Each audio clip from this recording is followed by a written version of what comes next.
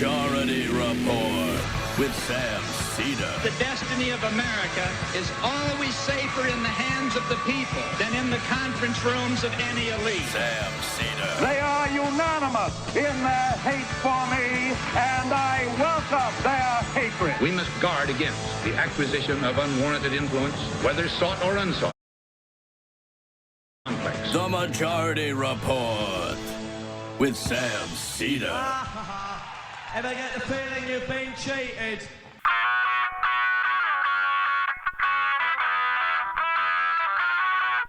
It is Tuesday, November 20th, 2018. My name is Sam Seder. This is the 5-time award-winning Majority Report.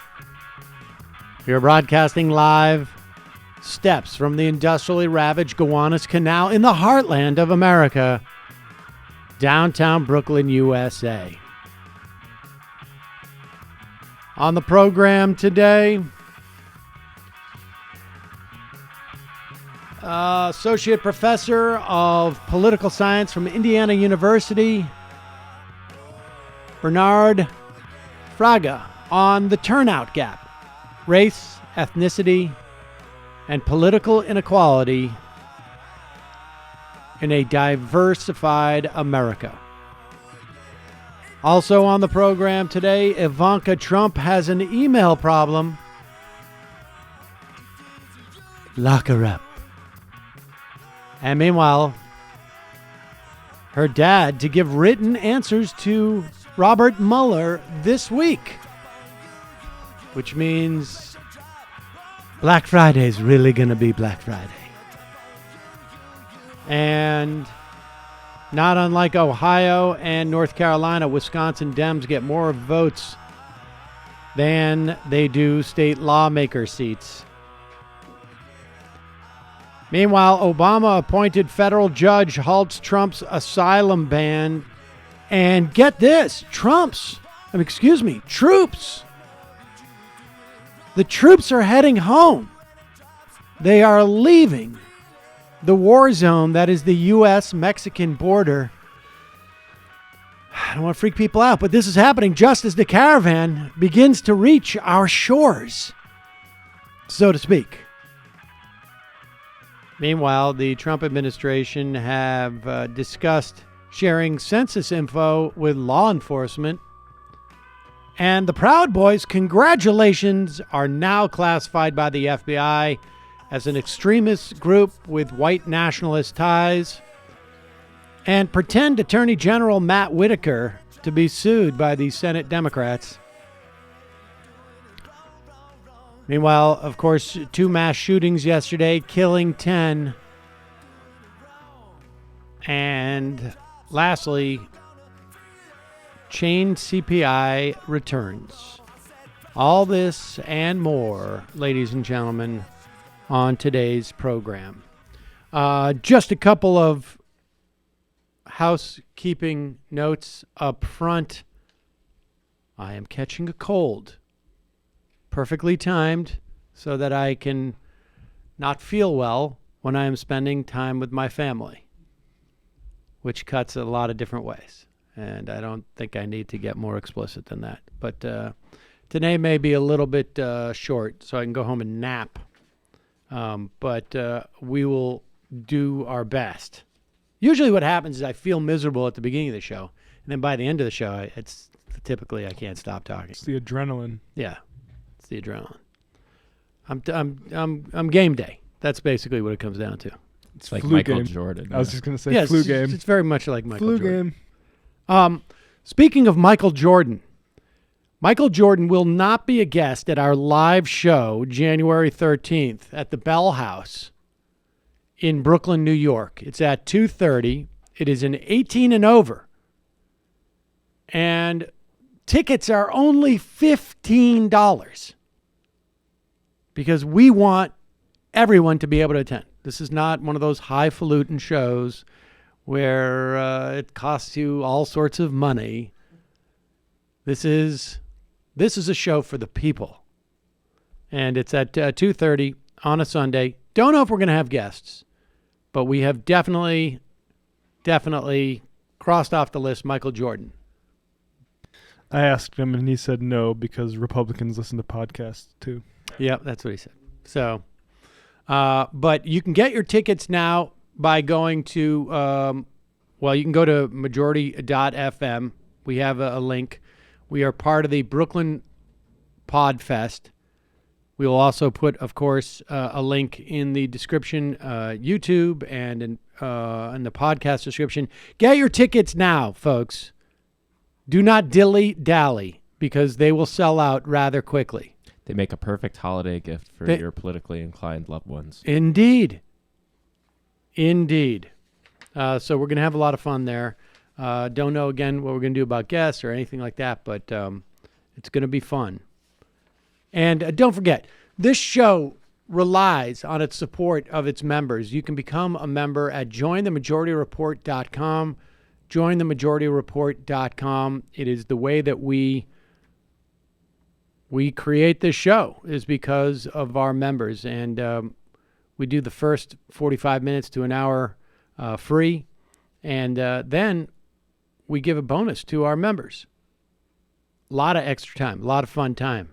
You can hear, we get up close and personal after, during the fun half.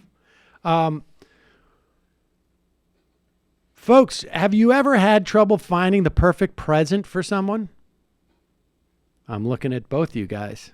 I don't even think you guys, this is slam dunk for both of you, for your folks. You can show your appreciation for anyone on your list by treating them to a gift from Mrs. Fields. Now, sometimes when we do stuff like this, when we do ads, we get the product sent to us.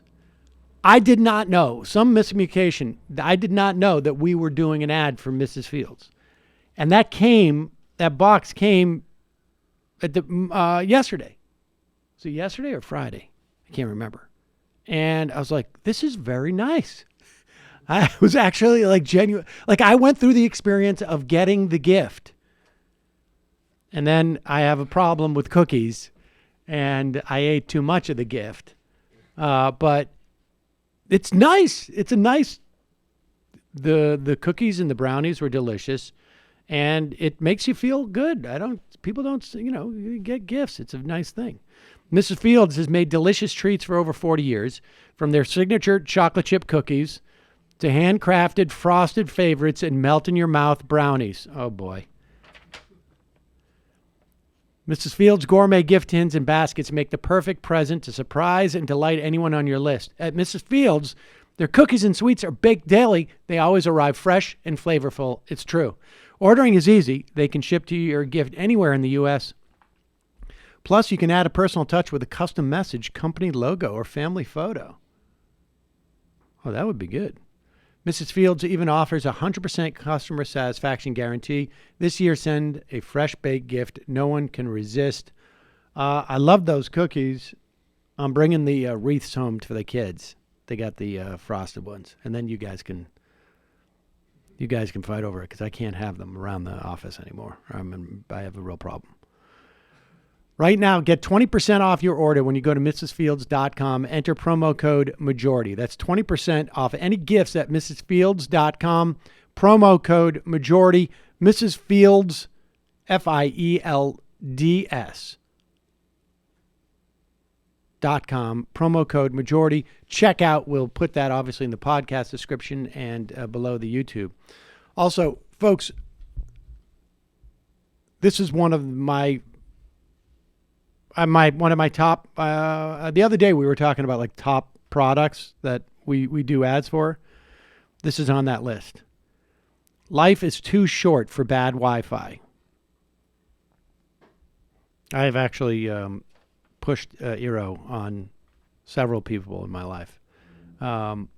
Thankfully, the Eero Home WiFi System brings you a fast, reliable connection in every room in the house. Not to mention, the second generation Eero and Eero Beacon allow you to build a Wi-Fi system that's perfectly tailored to your home more than ever before. When you add Eero Plus, you get total network protection with the ability to block malicious and unwanted content across your entire network.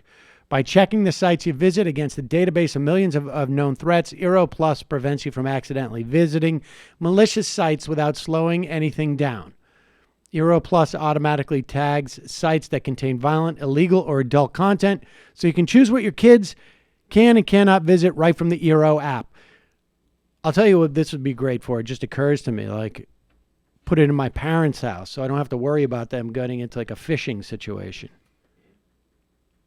You can also get rid of annoying ads and pop-ups on all your devices. Ad blocking improves load times for heavy ad sites so you can browse and stream faster than ever before.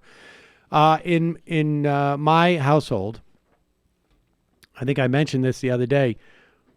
Oh, I told Michael to say this. Did he say it? I used to have a problem. I would go to the bathroom and I would pick up my neighbor's Wi-Fi more than my own.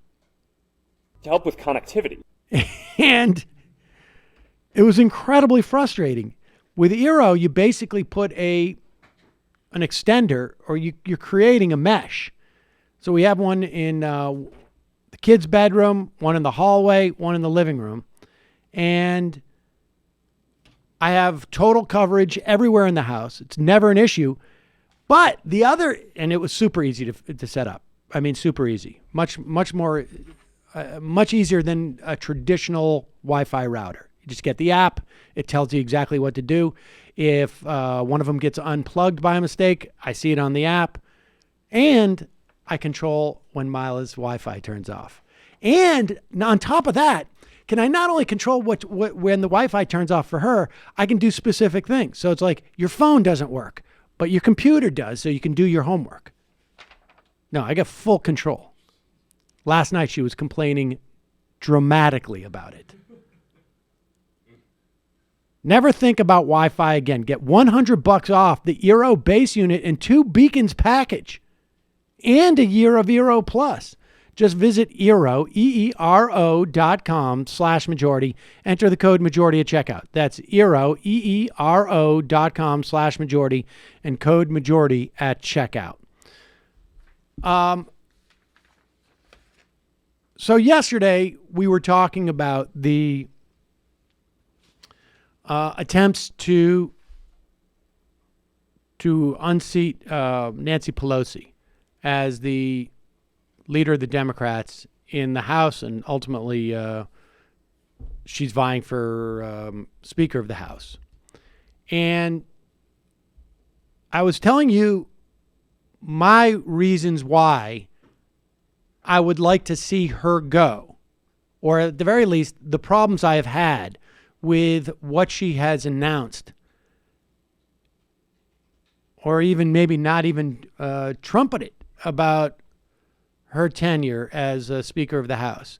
And that was specifically the pay-go provisions, where any new programs must be paid for. You cannot deficit spend. And a House rule that said you need a supermajority to raise taxes on anybody but the top 20%.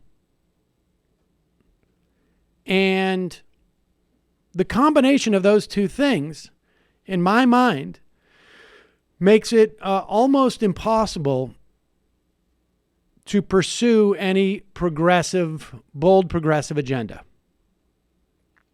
And it gives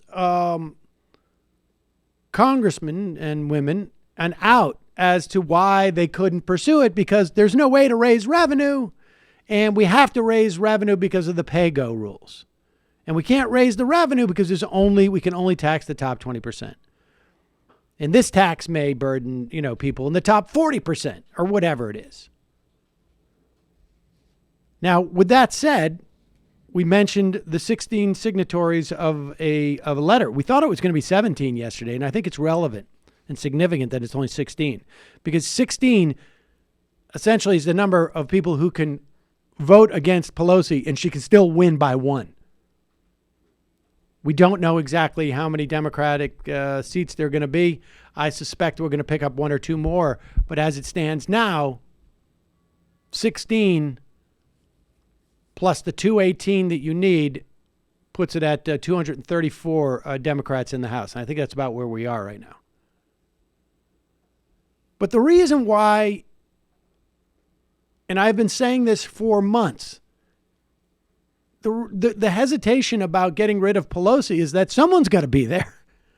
And no one has stepped up on the left to take that position. And there's not clear that anybody on the left could win that position, or I should say to the left of Pelosi, at least presumably.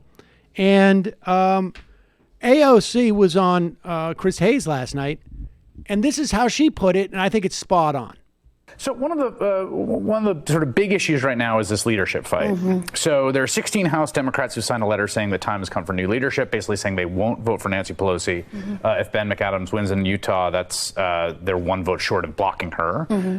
Where are you, and how do you read this fight? Well, for me, when I was reading this letter that was kind of released today, my main concern was that there is no vision, there is no common value, there is no goal that is really articulated in this letter aside from we need to change.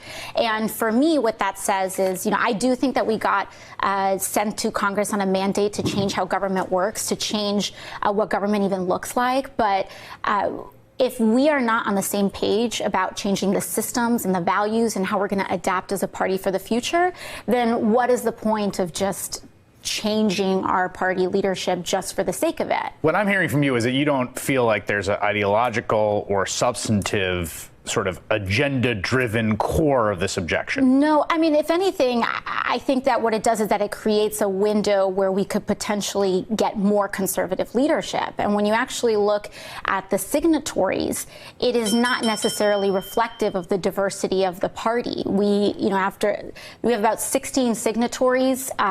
14 of them are male. There are very few people of color in the caucus. There's very few ideological diversity. Yeah. It's not like there are progressives that are signing on. It's not like you have a broad-based coalition. So I find it, I'm not totally bought into the concept.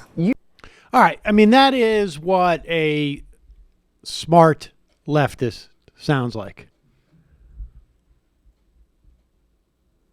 Where she realizes this is what the playing field looks like.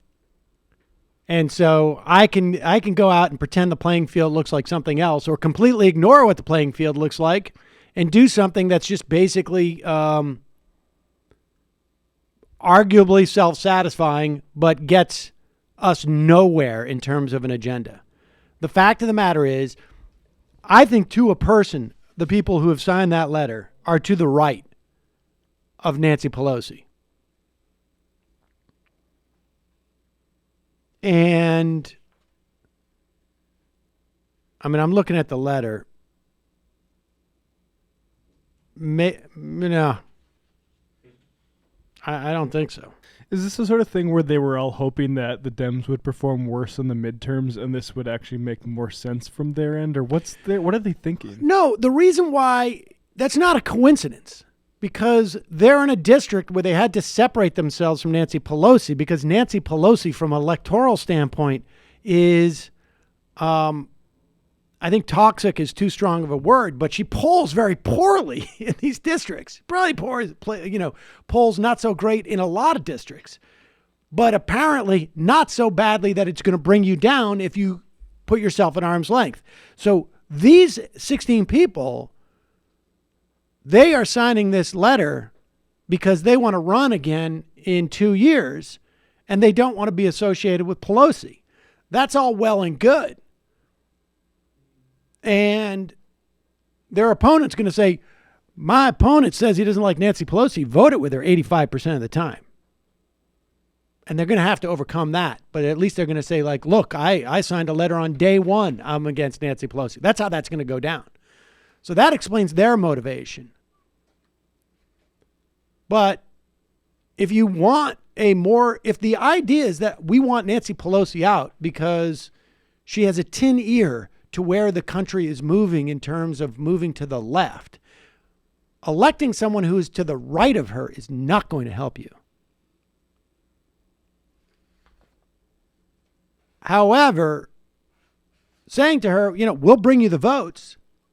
We don't have a candidate that we want, but we will bring you the votes instead of abstaining, because you need our votes.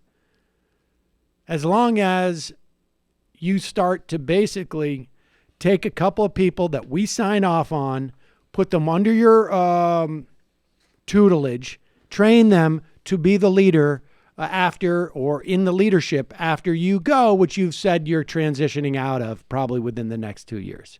That's what's happening. And so,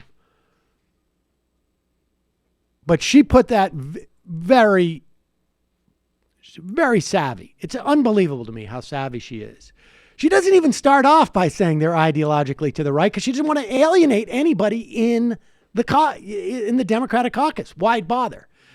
It's the third or fourth, sort of where she gets like, they're not necessarily that progressive. Everybody knows. It's just that she's not throwing anybody under the bus unless there's value. Because this is not a performance. We're not watching a play. This is about someone who's trying to build power in an institution and doing it in various ways. I mean, I feel like I am defensive about this because I can't help but think there's going to be some morons out there who feel betrayed or think that like, oh my God, this is why the Democrat, there's a lot of dumbness around. And so this is one, both to praise her and to answer those dumb critics before they start to talk about it, and they probably already have. All right, we're going to take a quick break. When we come back, we're going to talk to Bernard Fraga about the turnout gap, race, ethnicity, and political inequality in a diversifying America. We'll be right back.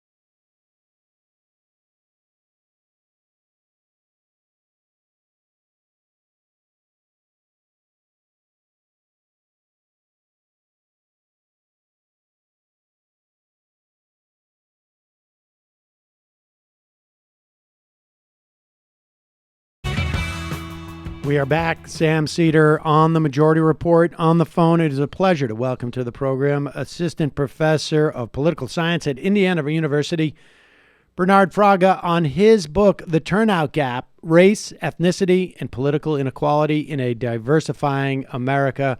Welcome to the program, Bernard. Thanks so much for having me. So let's just start with the central premise. There is a turnout gap between whom? So what I identify is the gap in the rate of participation between whites and we could say minority Americans. So even after accounting for citizenship, age, socioeconomic factors, we still see big disparities in the rate of turnout for minorities, African Americans, Latinos, Asians, versus white or Caucasian Americans. Okay, and what would you say is the biggest myth about what causes that that gap? And maybe you've already stated at least one of those myths, right? Or that maybe it has something to do with like the median age of people of color in this country, or the economic status of people of color in this country. But those are not factors. So I'm going to take that. I think that you're right. A lot of people think about citizenship or age or socioeconomics as big factors, but I want to take that in another direction a little bit, which is that I think the biggest myth is that minorities don't vote because they don't want to, because it's something about not being interested in politics or a lack of knowledge about politics. In fact, when you look at the data, there is interest in politics. It's just a lack of mobilization and a lack of engagement by candidates and parties. So, all right. So, what does that mean? Lack of mobilization, lack of engagement. I mean, give us an example of that. I mean, how do we know what that is in the wild, as it were? Sure. So when we look at surveys of rates of contact or mobilization of racial and ethnic minority groups, especially African Americans and Latinos, one of the things we see is that even after accounting for, the fact that black voters tend to be heavily Democratic, that means Democrats should try and mobilize them, rates of contact are still lower than what we would expect, lower than they are for whites. And the same story goes for Latinos. Despite Latinos being this growing electorate and the candidates talking a lot about trying to mobilize Latino voters, when you look at the data, Latinos say they're not contacted by campaigns, they're not talked to, and most especially, their issues are not being addressed by the two major parties. Okay, so all right, let's just start with the lack of contact in mobilization. Essentially, what that comes down to is they're just not asked in the same way, essentially, to vote. Yeah, I think that's right. I think that what you see is in most jurisdictions, so in most states or in most congressional districts, parties and candidates running for office understand that white voters are decisive, that if they want to win, they have to mobilize, turn out, talk about the issues that pertain to white Americans. That's just the demographic reality, even as we become a more diverse country. So when it comes to those campaign strategies, even the GOTV on Election Day, a lot of it is focused on trying to turn out white voters. Perhaps it should be because of the numbers, but that's going to mean lower turnout for minority groups. Well, I want to put a pin in that and ask you in a bit if that is necessarily the case. Like if it's necessarily the case that it has to mean that. But let's wait till we get there. I mean, so give us just a sense of how much of a gap exists. Sure. So I use voter file data in my analyses.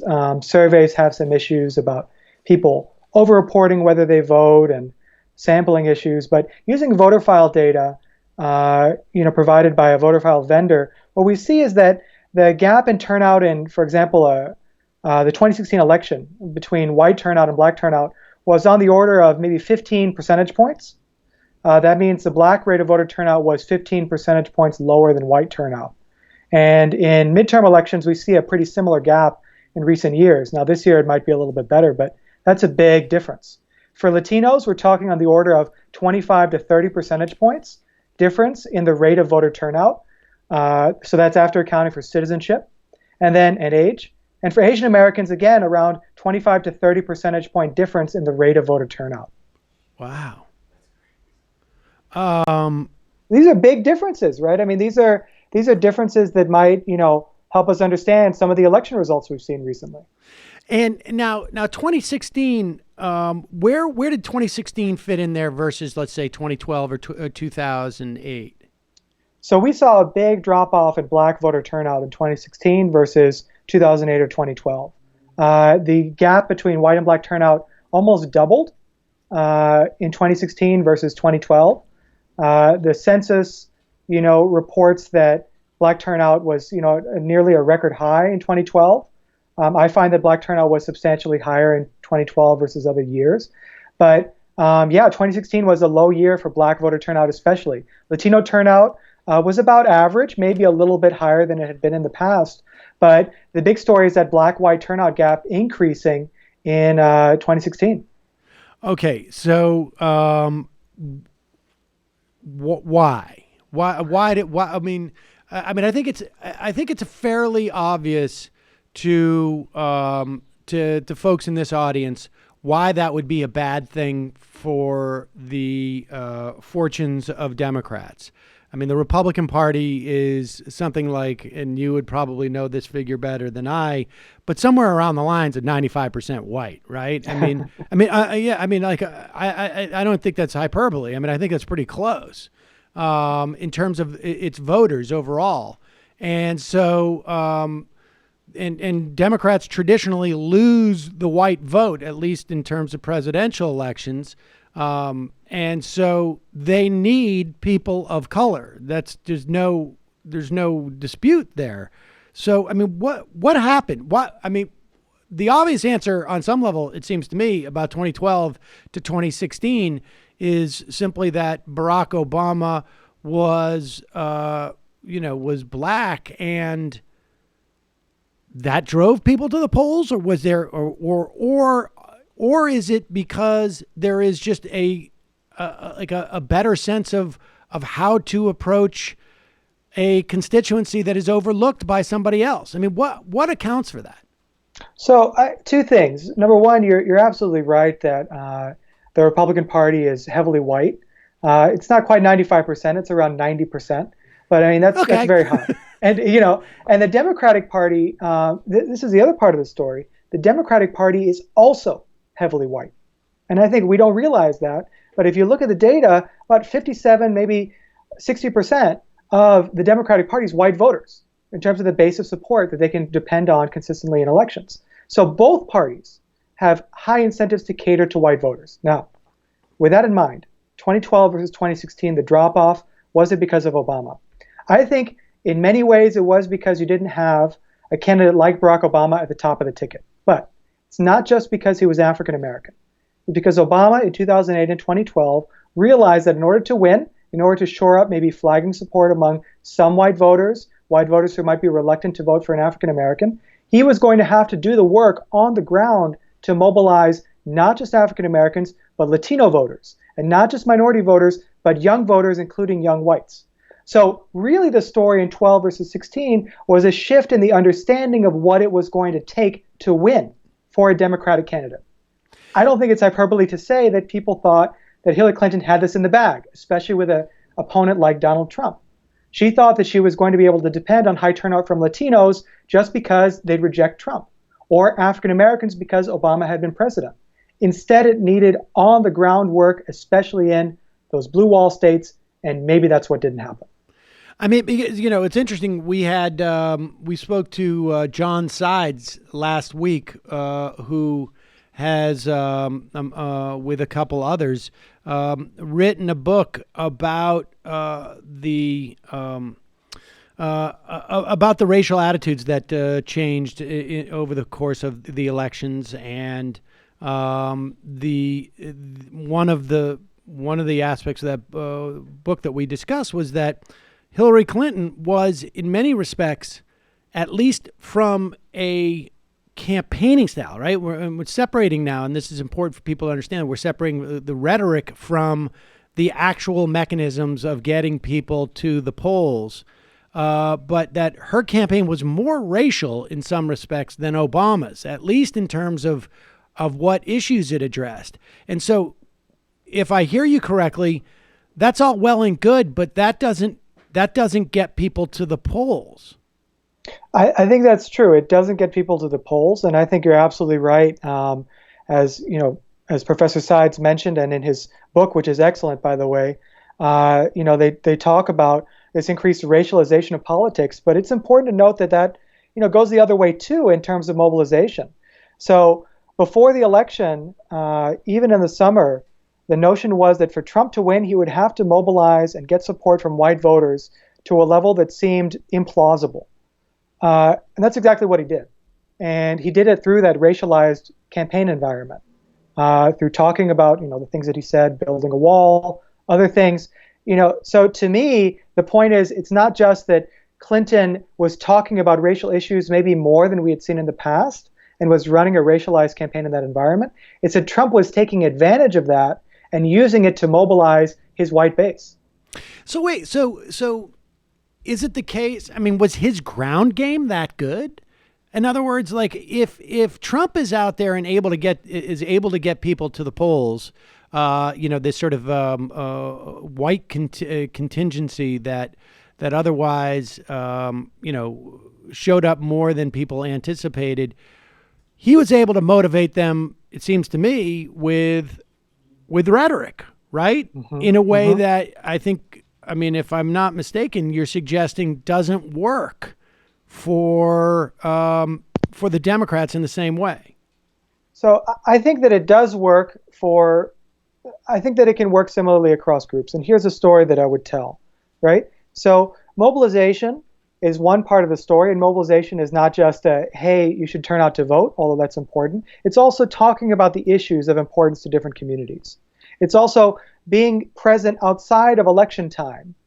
It's also, frankly, the presence of the candidate in being able to, I guess, be perceived at least as a legitimate representative of a community. And I think when you think about mobilization in a broader sense like that, you can see that Trump's rhetoric was mobilizing beyond just the ground game. It was mobilizing because it gave a very, I would say, easy narrative to some voters, especially white voters who, felt like they were left behind, but frankly, in a racialized environment, felt like whites were losing their dominance in politics. So it wasn't so much the ground game for Trump as his rhetoric, although the ground game was also an important component. I think that we overstated how poor his ground game was relative to Hillary Clinton. And I guess to a certain extent, one could argue that Trump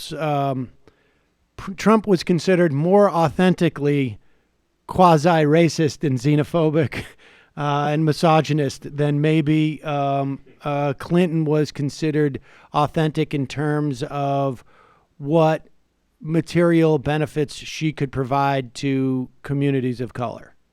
Yeah, I think that's absolutely right. I think especially in the wake of things like, Black Lives Matter, a kind of lukewarm embrace of that movement, in order to protect her support from some whites, she maybe made that calculation, versus Trump, who was able to say things that a lot of voters said, no one had ever said to them before, and they liked what they heard. Not all whites, of course, but, a majority. And that was mobilizing for that segment of the electorate. So that there's a bit of a high wire act, it seems to me, for the Democrats. I mean, even with 90%, dealing with a 90% homogenous electorate. Homogenous may be too strong of a word, but sharing certain attributes and experiences and the way that they face the world seems to me to be easier than dealing with one that about 60% and then the 40% is other, because let's circle back to that question. If you're addressing the concerns of white people, can you also address the concerns of people of color? And let's talk about, let's start with that question. I mean, is there, how much of a high wire act is that? Does it have to be? And then let's talk about maybe the differences between, say, Black folk and Latino and Asian communities. But let's just start with that question of walking that high wire. So I think it's challenging. Don't get me wrong. I think that it's difficult to cater to different constituencies.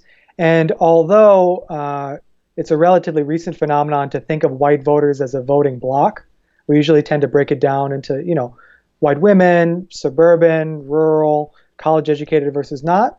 I think that the message that Trump had in 2016 resonated with a segment of the white electorate that is beginning to perceive of itself as a bloc, as a kind of a white bloc of voters. But let's take it back for a second and think about our most recent election, 2018. So you saw candidates like Stacey Abrams, African-American minority leader in the Georgia House, able to be there and perform, frankly, better than any Democrat had in a good amount of time in Georgia. I've seen the vote. I should say, I just they're putting the vote tallies up there, and she blew away any Democrat who has run in over like a you have an increased population, but in the past 10 years, blew them away in terms of number of votes. Exactly, and most of those candidates were white. They were running in Georgia statewide that thought they'd had a chance. And Stacey Abrams didn't shy away from discussing issues of importance to the African-American community. She didn't hide from that, and yet she did really well. So to me, I think the story there, and even Andrew Gillum, who maybe underperformed a little bit in Florida, but did about just as well as Nelson did, even though he wasn't talking about African-American issues as much. I think it shows you that there are opportunities here to build a broad coalition and really speak to issues maybe in this highly racialized environment of importance to at least white Democrats, in addition to Democrats of color, African-American and Latino Democrats. So yes, it's a challenge, but I think that we have seen the opportunities and the possibilities that exist in building a broad coalition, at least across the racial spectrum on the Democratic side. Not to overly reference a different book in the context of it, but in that book, Identity Crisis, one of the things that I found interesting was that it seems that voters different identities they have can be activated at different times, right? Mm-hmm. And so it really has to do with the way that your message cuts across them. I mean, I guess, the metaphor I would use is like, that onions can taste different depending on how you slice them as to whether or not they caramelize or something like that. Maybe I'm making that up about, but the as we slice the electorate in different ways, people get activated in different ways. Trump found a way of slicing the white electorate that was successful to him, activating racism and xenophobia and misogyny and stitching together a wonderful coalition of people that way. And I guess Obama did as well in respects that he was able to speak to people of color's concerns, but also to motivate white voters in the same way. I mean, do you have a sense of like what that was? I mean, what that message was that encaptured all those people? Was it simply the idea in some respects of what having the first African American president would represent? So I think, and I like your metaphor, the idea of an onion, it tastes different depending on the way you cut it or the way you cook it. I will say this, both parties are coalitions of different groups. For a candidate to win, especially something like the presidency, it's going to take bringing together groups of people who have different interests and who might want different things out of politics. That's the truth. And Trump did it too, right? 90% of Republicans voted for Trump, whether they were never Trumpers at any point in time or not. A lot of them didn't support him in the primary, and they still turned out to vote for him. So the bottom line is both parties are coalitions like that. What I would emphasize is that for Democrats, and thinking about the 2016 election, remember, Clinton won the popular vote, as we all know. Clinton had a coalition that was viable. It just wasn't viable barely in a few states that just made it. Our discussion would be completely different if Clinton had won the Electoral College and, won the popular vote by the margin she did. It would be, this is the end of Trumpism, the Republican coalition is a failure, et cetera. So I don't want to put too much into Clinton and her campaign as failing to really connect the groups that Obama was able to connect. She did, just not in a few places. And those few places where she wasn't able to do it have very white electorates. Wisconsin, Michigan, Pennsylvania, Ohio, Iowa. Those are the places where Trump and the Republican Party understood that white voters are going to be decisive in election outcomes. And to me, when you combine that with low minority turnout, especially in those places, that's why you see the election results that you do. So I don't think it's so much an issue of the messaging or the coalition that was brought forth, Clinton versus Obama versus Sanders versus whoever else. It was just fell short by a little bit in a few states because, again, white voters dominate election outcomes, and that's what drives the patterns we see. But if if we saw better mobilization in a place like Wisconsin or Michigan, I mean, those numbers in particular, right? Those feel like, that to me feels like a one or two decent organizers in those states, and it's a different outcome, right? I mean, that it seems to me that is. It's not hard. I mean, obviously in retrospect, but it's not hard to imagine a different outcome in those places.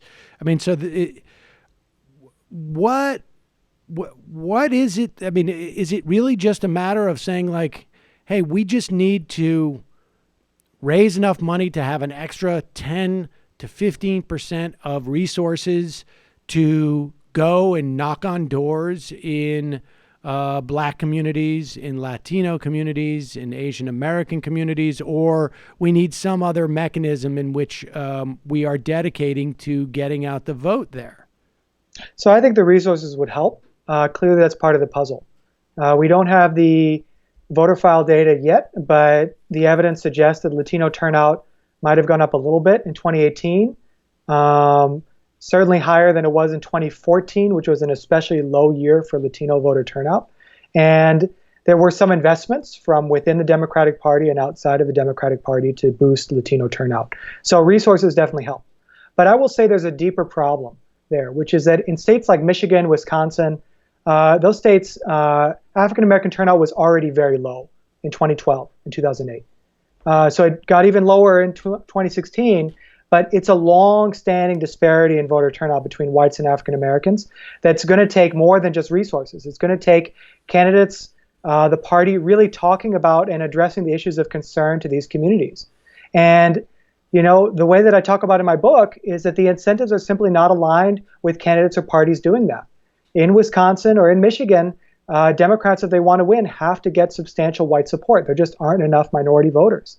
So, of course, they're going to focus their efforts on, the white electorate there. So the fear is that there's a trade-off being made between mobilizing and speaking about the issues of concern to people of color versus making sure you can maintain just enough white voters to be viable in an electorate. And I think the disparities in turnout are a product of that trade-off being made. But what is it that, is that trade-off just a question of finite resources, or is it a question of, as you get more in touch with the concerns of people of color, you risk putting off white people because they go like, hey, wait a second, they're going to get our stuff? Well, I mean, that's a tricky thing. I think that it's very contextually dependent. I think that what we saw in 2018 in a few states like Georgia is that you can have that balance, but then Stacey Abrams still lost, right? More resources would help, but there were a lot of resources invested in Georgia, especially through groups like Black Voters Matter, other nonpartisan groups invested in mobilizing African Americans. And again, turnout was up, but it might not be enough, and it might not be enough in states like Wisconsin and Michigan, without the kind of massive investment that you see in a place like Georgia, because Georgia's about a 30% African American state.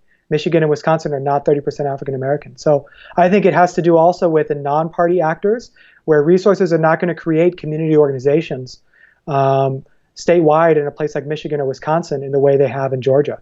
So to me, it's really a tricky situation, but one that the Democrats need to think really deeply about if they want to be able to leverage demographic change and really say we can build a robust, sustaining coalition with a more diverse electorate. Let's touch on, you say vote suppression does not explain the turnout gap. And surely it must explain some, right? Or no. And we talk about Stacey Abrams. There is certainly, she believes this, and I think it's a fairly compelling case, right? I mean, the amount of voter suppression in Georgia, and maybe it's best to assess it, but like white versus black, right? Like, I mean, it's hard to say what kind of resources. I know there's a dynamic where sometimes suppression itself can drive turnout because it motivates people and it focuses resources.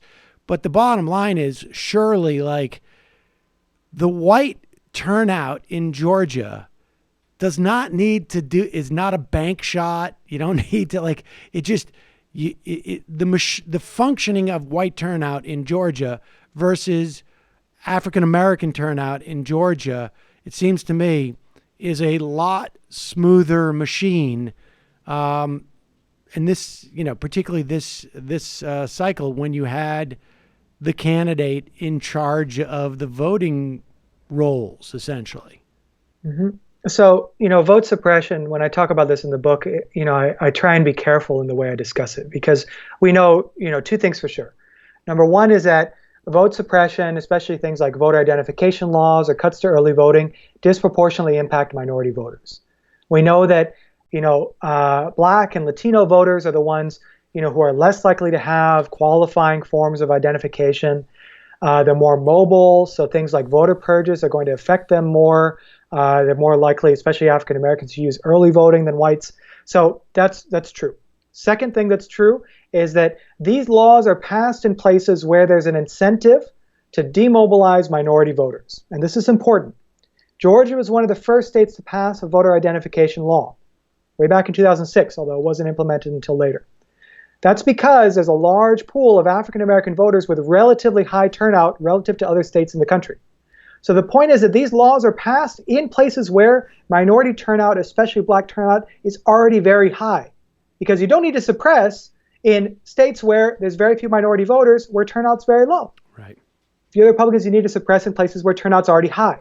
So when we sit there and try and judge these laws and say, do they decrease turnout? Do they explain the turnout gap? I say, well, not really, because turnout is highest in the places where there's a big incentive to pass these laws.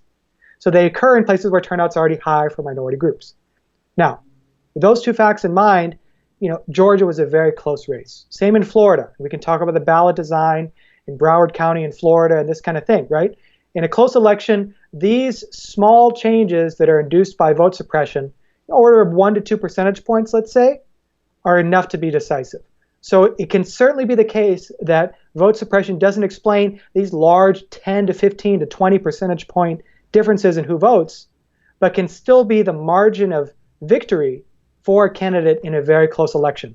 And that's why these laws, which again are to prevent fraud, which doesn't exist, we can't measure it, at least not in ways that could be prevented by voter ID laws or restrictions on early voting. Given that we don't have any evidence on that, we instead should question these laws and say, why do we need them when we already have very low voter turnout, especially for minority groups in most parts of the country? So vote suppression is almost like a reverse indicator of the problem that you see. Okay, so getting back to that problem, what accounts for the disparity in the voter gap? Like you said 15% voter gap, and I guess that's an average, right? And in those areas where we see the institutional vote suppression, I would imagine that gap starts off lower. And that's why you need voter suppression from the perspective of the people on the wrong side of those votes. And I imagine in some states it's higher than 15%. But why is Latino the gap 25 or 30% relative to white people? Why is Asian Americans 25, 30%? Why? What accounts for that? Do you have any sense? Yeah, sure. So, I think that circles back to some of the discussions we had at the beginning of our conversation, right? So mobilization and talking about issues, or what I'd call even empowerment, right? Those are the mechanisms that produce voter turnout. People aren't born voters. They have to become voters. Their issues get talked about, they care about politics, they pay attention, and they're asked to vote, and that's what makes someone a voter. That doesn't happen to the same extent in minority communities. So in the book, I try and figure out, well, what predicts those differences in turnout? Why in some states do we see a smaller gap, and in other states it's a much wider gap? Why do we see a larger gap for some groups than others? And the explanation I have is that it's about the incentives and the incentive structure we have in our current electoral system, right? All you need is 50% to win. And the bottom line is, in every single state, except for Hawaii, in every state, white voters dominate election outcomes. They're the largest group, the plurality group, in every single state in the country, aside from Hawaii. So everywhere in the country, if you're running for office, you're saying the most important block of voters that I need to pay attention to think about, to address issues on behalf of, is the white electorate. And in places where that changes, like in majority-minority congressional districts, or in a few places where the minority population is a little larger, like in the Deep South, that's where we see a reversal of the turnout gap. That's where we see gains in minority turnout relative to white voter turnout. That's where the disparities are smaller. So to me, the mechanisms are mobilization and empowerment, but the cause of that is the incentive structure. The incentives are aligned such that in most places and most of the time, candidates and campaigns should be trying to mobilize and turn out white voters, just because of the population differences. All right. So if I hear you, we can't necessarily list off a list of specific things, but just that politicians behave in a certain way where they go fishing where the fish are, essentially. Yeah. And when the fish are people of color, the turnout gap is much lower. or non-existent? I mean, do we have places where turnout by people of color in presumably majority minority districts is higher than of white people? Yes. So we have a complete reversal in that black turnout is higher than white turnout in many majority minority districts. And even for Latinos, in some of the border districts where turnout is low overall, Latino turnout is about equal to white voter turnout, because in those places, Latinos, again, dominate election outcomes. And if you want to win, you have to mobilize and cater to Latino voters. So so if I was to go in and I was to go one of those communities, right, where people of color's turnout is greater, where the turnout gap is reversed relative to what it is in a majority white district. Mm-hmm. And I was to study the politician, and see how they're talking, what issues they're talking about, what events they're going to, and write all that down. Would that be the key for me? I mean, then I got to take it back to, let's say, my majority white district and figure out how to integrate that or get the resources to emulate that and maintain what I would instinctually do to play to a majority white district. But or is there something else societally that is going on, that everyone has an awareness that the voting bloc that I am a part of is going to dictate this election? So in some ways, my vote is more important and more powerful. Yeah, so I think you're right that it's a little implausible to think about it as, can we import what happens in majority minority districts, bring it to a majority white district or a majority white state, use those same tactics, yet still maintain the margins you're getting with white voters? That's difficult to do. But, I will say that that's kind of similar to what we saw with some campaigns in 2018. I think that, for example, Stacey Abrams, when talking to, just like you said, with identity and activating different identities at different times, Stacey Abrams could go into the black community and be seen as a legitimate representative, knowing how to talk about issues, right? That might be a lesson from majority minority districts that could then be imported to certain audiences at a statewide level. But I think that you're right that it's a difficult trade-off and something that we have to really think about. Is it even feasible, and should candidates be trying to make that trade-off, or are they better off, with what's worked in the past, which is mobilizing white voters? I think that's absolutely right. Is there another potential solution in that you try and slice up the electorate in an even different way, where you look more at economic class as a sort of a primary way of slicing up the electorate, and that way you cut across these differences so that you're speaking to two groups that in one district may seem disparate, but in this district you're creating a sense of your message is resonating with across ethnic or racial lines. I think I think many candidates, especially in the Democratic Party, believe that is the solution. That is talking about kind of these cross-cutting issues. As an example, right now, we're going to have a runoff election in Mississippi for the Senate.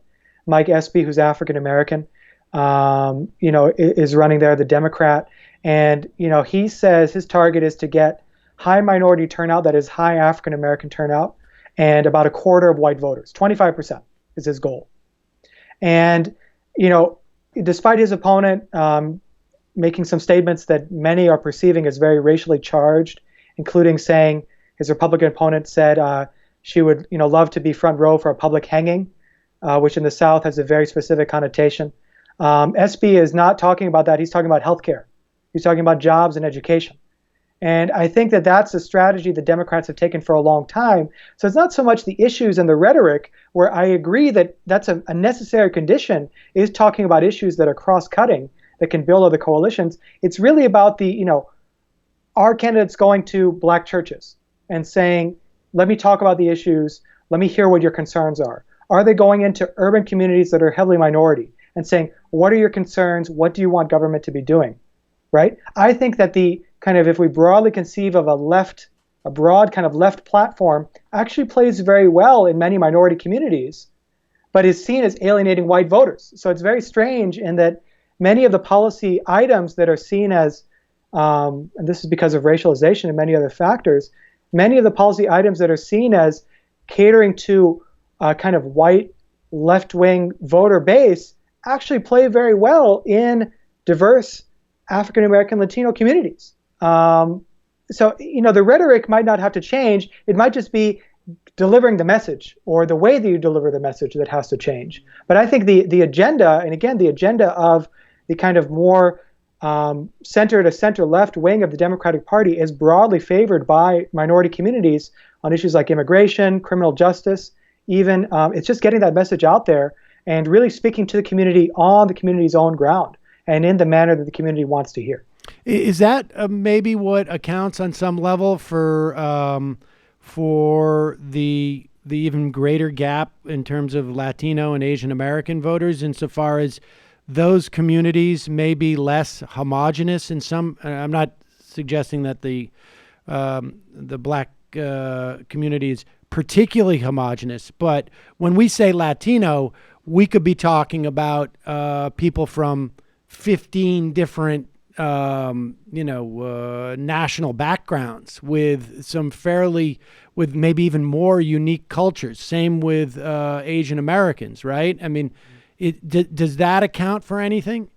Yeah, so I think that the diversity within minority groups creates different challenges. I will say that the other part of the story is that African Americans and they're relatively higher turnout compared to Latinos and Asians.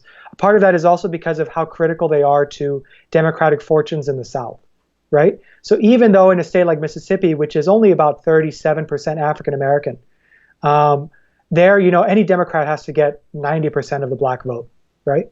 For Latinos, in a state like Texas, Latinos are, about 30% of the electorate, but they're nowhere near as democratic as African Americans are in Texas or elsewhere. More like maybe 70-30 or even more Republican than that even. 30-35% voting Republican. That means the Democrats look at Latino voters and say, well, that's not really as reliable a vote as if they were African American. So it's going to take even more Latino voters for them to say the incentives are aligned with mobilization. So I think it's not just the kind of ethnic or national origin diversity in the Latino and Asian American community. It's also the political diversity. The partisan kind of heterogeneity in those communities means that the population has to be even larger for candidates to see a viable path forward by investing significant resources in mobilizing those communities. So when you go in and mobilize the African American community, your yield is higher necessarily. Exactly. Okay. Exactly. And exactly. Right, so in 20 years from now and 30 years from now, is this conversation largely moot because you're going to see more and more ethnic diversity and more people of color relative to white populations, and then the turnout gaps, in 45 years, my kid's going to be interviewing your kid, and they're going to be saying, like, what are we going to do about this white turnout gap? It seems to be pretty big. I mean, is that what's going to happen? Well, so two things on this. I spent a lot of time in the book talking about, as part of the title, this diversification of America.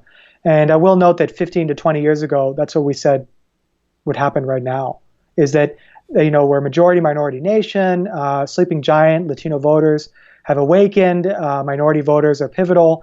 The Republican Party, unless they become more diverse and cater to minority voters, it's basically a dead party. And, up until the last election, Republicans controlled all three branches of government. So, I think that making projections about the future, especially given the racialization of our politics, all it would take is for white voters to shift just a little bit more into the Republican camp for us to see, the same patterns we've seen in recent elections continue to manifest for a generation or more. So, I mean, it really depends on the nature of the coalitions and whether Republicans make further inroads with white voters. That said, I think you're right that as we become more diverse, if the party coalitions don't change significantly, then the incentives are going to be more and more aligned with, especially the Democrats, mobilizing minority voters. And I think in places like Florida and Georgia, 10 years ago, candidate would have said, or before Obama, let's say, someone would have said, you can't run a black candidate in Georgia or Florida. There's no way they're going to win. And the increased diversity of those states, growing Latino population in both of those states, has made it so a Democrat of color maybe is more viable there than in the past. So I think you're going to see changes, but I think the magnitude of those changes means that this is not something the Democrats can just kind of wait and it'll happen naturally. It's going to take that investment and really saying, look, if the Democratic Party's coalition is going to be people of color, heavily people of color in the future, those investments have to start now, or else small gains by Republicans with white voters are going to pay off much more in the near term. Bernard Fraga, the book is The Turnout Gap, Race, Ethnicity, and Political Inequality in a Diversifying America. Thanks so much for your time today. We'll put a link at majority.fm. Thank you so much for having me. All right, folks. Going to take a quick break, head into the fun half of the program. Going to, try and take a lozenge during the break. Don't forget, you can become a member by going to jointhemajorityreport.com. Check out TMBS. There were 2 of them last week. Whoa, he's not here tonight either, right? So. Yeah, we're unlocking some stuff, and we got some premium content. Wow. All right. Whatever. Nice. Doing the TMLS tonight, maybe. No, we're not going to do that. What is the TML? The Matt Leck Show. Oh, really? Oh, the cat's away. Tune into TMBS tonight and hear... talking about the Pequot War. Also, the Intifada, they've got a couple out. Catch up on them this week at patreon.com/theintifada. And speaking of literary hangover, Matt. Yep, we're talking about Catherine Mira Sedgwick. She also, I mentioned a little bit about how she had a ancestor who married into a Mohawk family. She also had a cousin who married into a Cherokee family, to one of the signatories of the treaty that led to the Trail of Tears, who was later assassinated for signing it. So, small world back then. Oh, yeah. Literally. All right. Take a quick break. Head into the fun half. The number is 646-257-3920. I will endeavor to answer as many calls as possible today within the confines of my my health. See you in the fun half.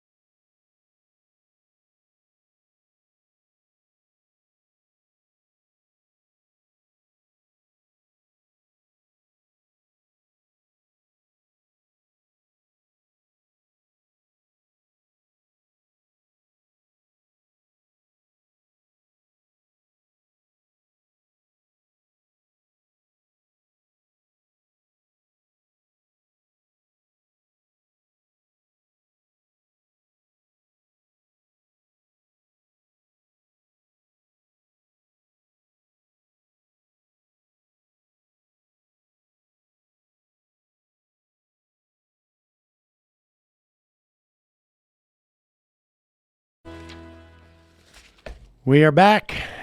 It is the fun half, ladies and gentlemen. That's what we call it.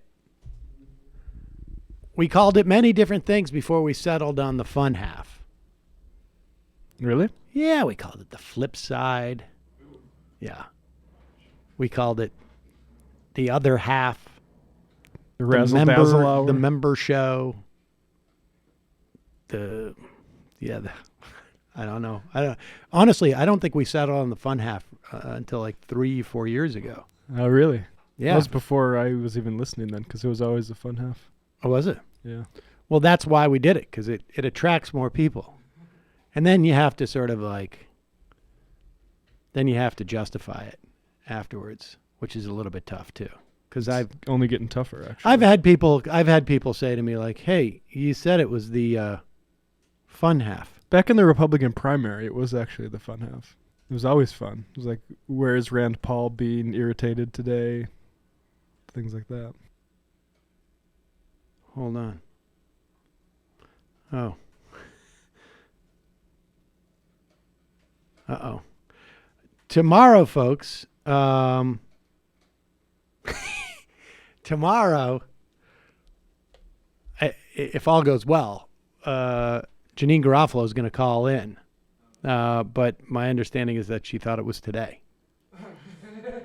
So hopefully she will call in tomorrow. We will do our famous pre-Thanksgiving advice segment from Janine. I already know what the advice is. Cut your ties from... Yeah, cut your ties from your family. Don't go home for Thanksgiving. Why would you do that to yourself? We mentioned Stacey Abrams, and she was on Chris Hayes last night. This is not going to be the last time you hear of Stacey Abrams. I would imagine that she is planning her run for the Senate in 2020. One of, I can't remember who it is, one of the Georgia senators are up for re-election in 2020, I believe. And here is her perspective on the election. I mean, look, I don't think you need to be of the left or a Democrat to recognize there is something fundamentally problematic with having your opponent also determining who the electorate is, because they're in a position of authority and are exercising that position of authority. I mean, at the very least, recuse yourself, for God's sakes. But no, Brian Kemp wanted, and I will remind you, I believe it's December 4th. We got to double check will you double check because I don't want to give the wrong information. But if you live in Georgia and you voted in 2018, and you don't vote in this runoff for Secretary of State that's taking place in about 2 weeks, I think it is. I think it's 2 weeks to today. You're nuts. Because that Secretary of State position clearly has major implications for any future elections going forward. Here is Stacey Abrams talking about the failure of democracy in Georgia. Was the election in Georgia statewide a free and fair election? It was not a free and fair election. We had thousands of Georgians who were purged from the rolls wrongly, including a 92-year-old woman who had voted in the same area since 1968, a civil rights leader. It was not fair to the thousands who were forced to wait in long lines because they were in polling places that were under-resourced. Or worse, they had no polling places to go to because more than 300 had been closed. It was not fair to the thousands that were put on hold with their registrations. And it was not fair to those who filled out absentee ballots, and depending on the county you sent it to, it either was counted or not counted, assuming you received it in time. Brian Kemp oversaw for 8 years the systematic and systemic dismantling of our democracy, and that means there could not be free and fair elections in Georgia this year. I want to get your response to this. This is, I think, Rick Hasson, who's an election law expert, writer, legal academic, wrote this piece for Slate. He said Democrats should not call the Georgia governor's race stolen, and basically making the argument that rhetoric further erodes sort of Democratic legitimacy. I wondered what you thought about that. I appreciate the professor's thinking, but coming from the vantage point of talking to thousands of voters who feel like their votes were not counted, their voices were not heard, they've already had their confidence eroded. They've already begun to doubt the integrity of the system. We have a Republican who is getting a do-over election on December 4th because they forgot to put people in his districts that were drawn in 2011 and updated in 2015. He had to take out plat maps and single-handedly find all of the missing voters and then take the state to court to get a new election. That means that this isn't about partisanship, but it's also not about rhetoric. It's about the reality of people being denied their basic right to vote in the United States, especially in the state of Georgia. Yeah, very hard to deal with arguments about probably best not to mention it. The norms. Yeah, you don't want to. I think this is different from the norms argument. I think it's like you don't want to shake the foundations of the institution because you don't want people to think there's something wrong with it. And I think her point is there's something wrong with it. It's like, don't cry wolf when there's a wolf there because a bigger wolf might come. Exactly. What if a tiger comes? And the other point is, and I don't think, I want to make this absolutely clear, that what Bernard Fraga was just saying in the interview that we just did, I don't think he was saying that the implications of that voter suppression wouldn't change the outcome of an election. I think the idea is that in Georgia, African-American turnout is higher than it is relative to other places, relative to white turnout than other places. And that's why you see the voter suppression. The Republicans wouldn't do this unless they needed to, right? It's not like a hobby. I mean, maybe some of them might do it because, you get on the bandwagon because there's a certain amount of sort of, cultural identification with voter suppression that gets you some validity in other circles. But from an electoral standpoint, the reason why they do it in Georgia, because they have to. And there's every reason to believe that Stacey Abrams would have outperformed even what she did if there were more people available to vote in the absence of Brian Kemp's suppression. So good for her. And call attention to the problem. Put them on the defensive because eventually these people will lose out in Georgia. I hope it's a sooner. Levee's going to break. Yes, sooner rather than later, let's hope. But one way that you make sure that happens is to go out and vote in Georgia. And if you are in Georgia, you just heard our guest. The way to get people to go out and vote is to go out and get them to vote. Also, the Democrat running for state secretary just picked up a big endorsement from the Libertarian who was running for. That's why it's gone to a runoff. Neither candidate or neither of the two biggest candidates, the Republican and the Democrat, got 50%. Because the Libertarian got 3% or something like that. And what is Aleppo? And in this instance, good for this Libertarian. Yeah, thanks, guys. Jay Smythe Duval. There you go. Helping someone besides themselves. Calling from a 512 area code. Who's this? Where are you calling from? Hi, this is Omar from Austin, Texas. Hi, Omar. What's on your mind?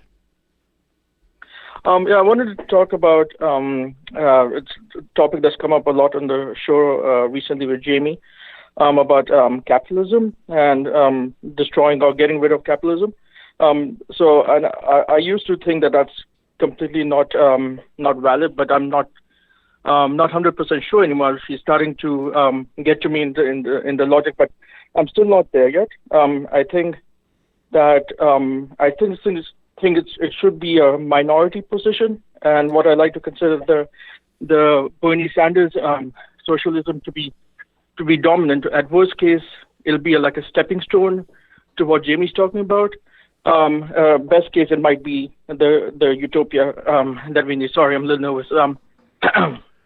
Well, I'll tell you, Omar, that is sort of my perspective on that is somewhat similar. I mean, I think the idea of anarcho-communism, and Jamie and I have had this conversation, I think is utopian, and I don't think it's viable. I think it's not consistent with at least my understanding of, you know, how humans function, and you know, not all of them, but at least enough to ruin a situation like that. However, the reason why I don't have a problem with that ideology in the way that I have a problem with a sort of similarly situated libertarianism is that the problems with libertarianism is all of the steps towards that utopia are worse than our situation. They're highly problematic.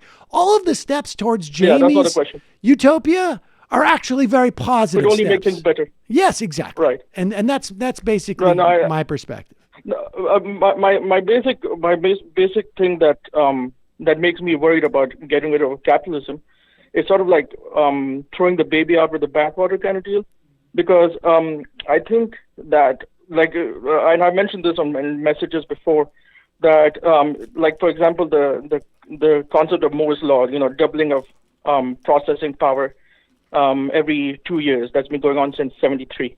I completely know that couldn't happen without socialism in terms of government funding and basic research. Right. But I don't think it could happen without capitalism as well.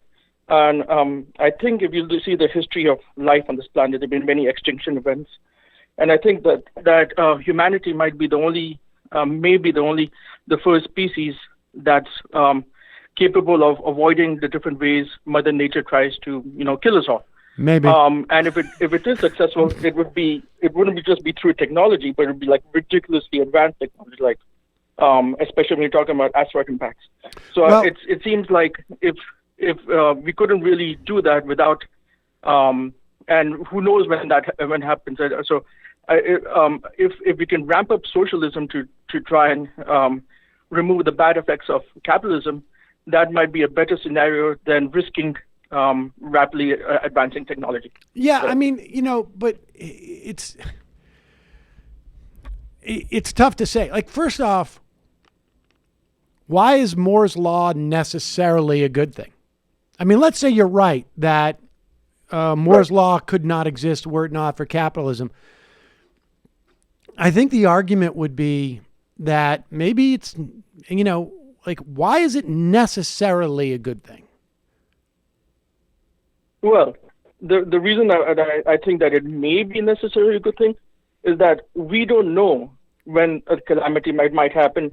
In 10 years, it might happen. We might find out in 50 years that asteroids heading our way. Right. We don't know the levels of technology that might. It's one of those like 1% scenarios. Like, right, of course. Normally, but that's my point. But it was a destruction of humanity. That's my point. Is that, you know, we don't know. I certainly don't have an answer as to whether or not humanity at the end of humanity will be, if there is going to be an end to humanity, that Moore's law, if we had never had Moore's law, we would have been better off, or if we never had Moore's law, you know, maybe we would still be survive, you know, or if we had Moore's law, we'd survive.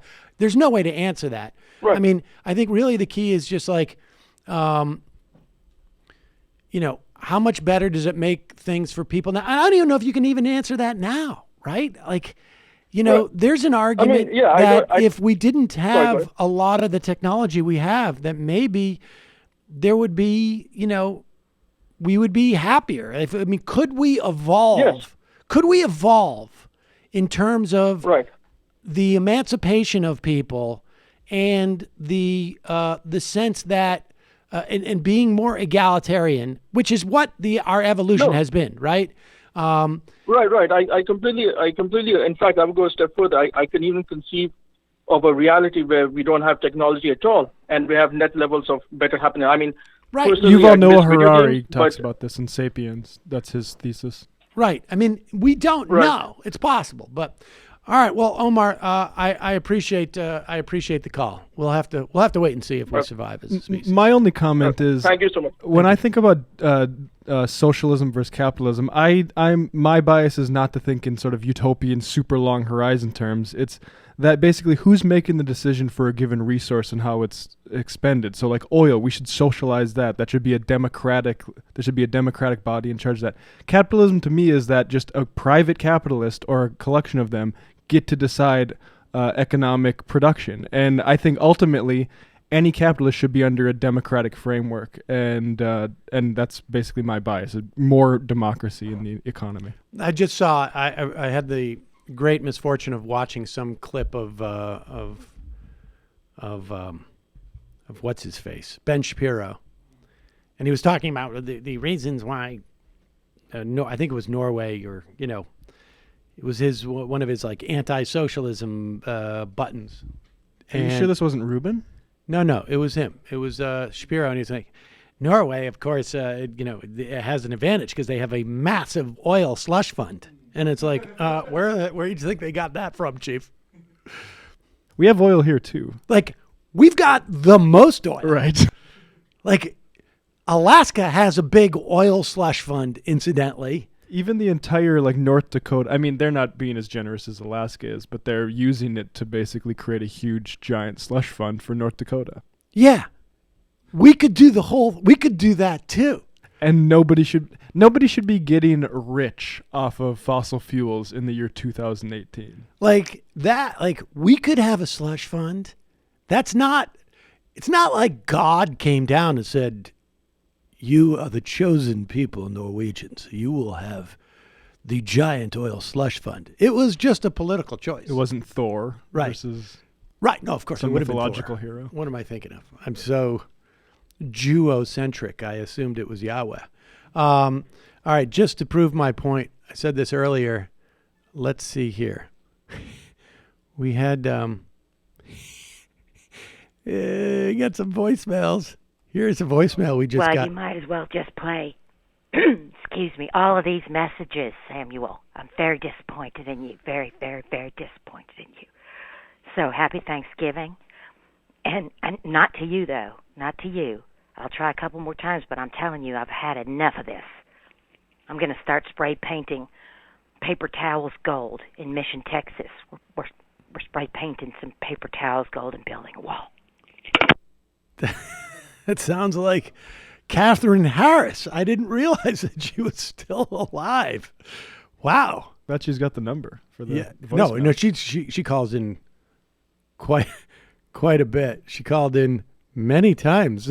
Hello. It's Samuel. Hello. Hello.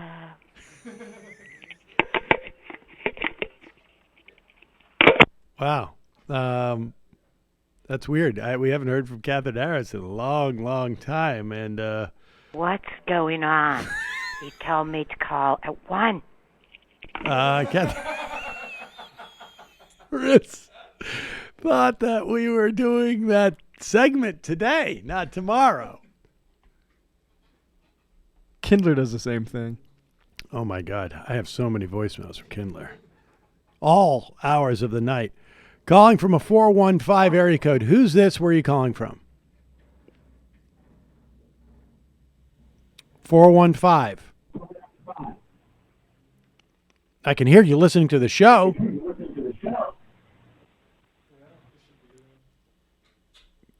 Goodbye.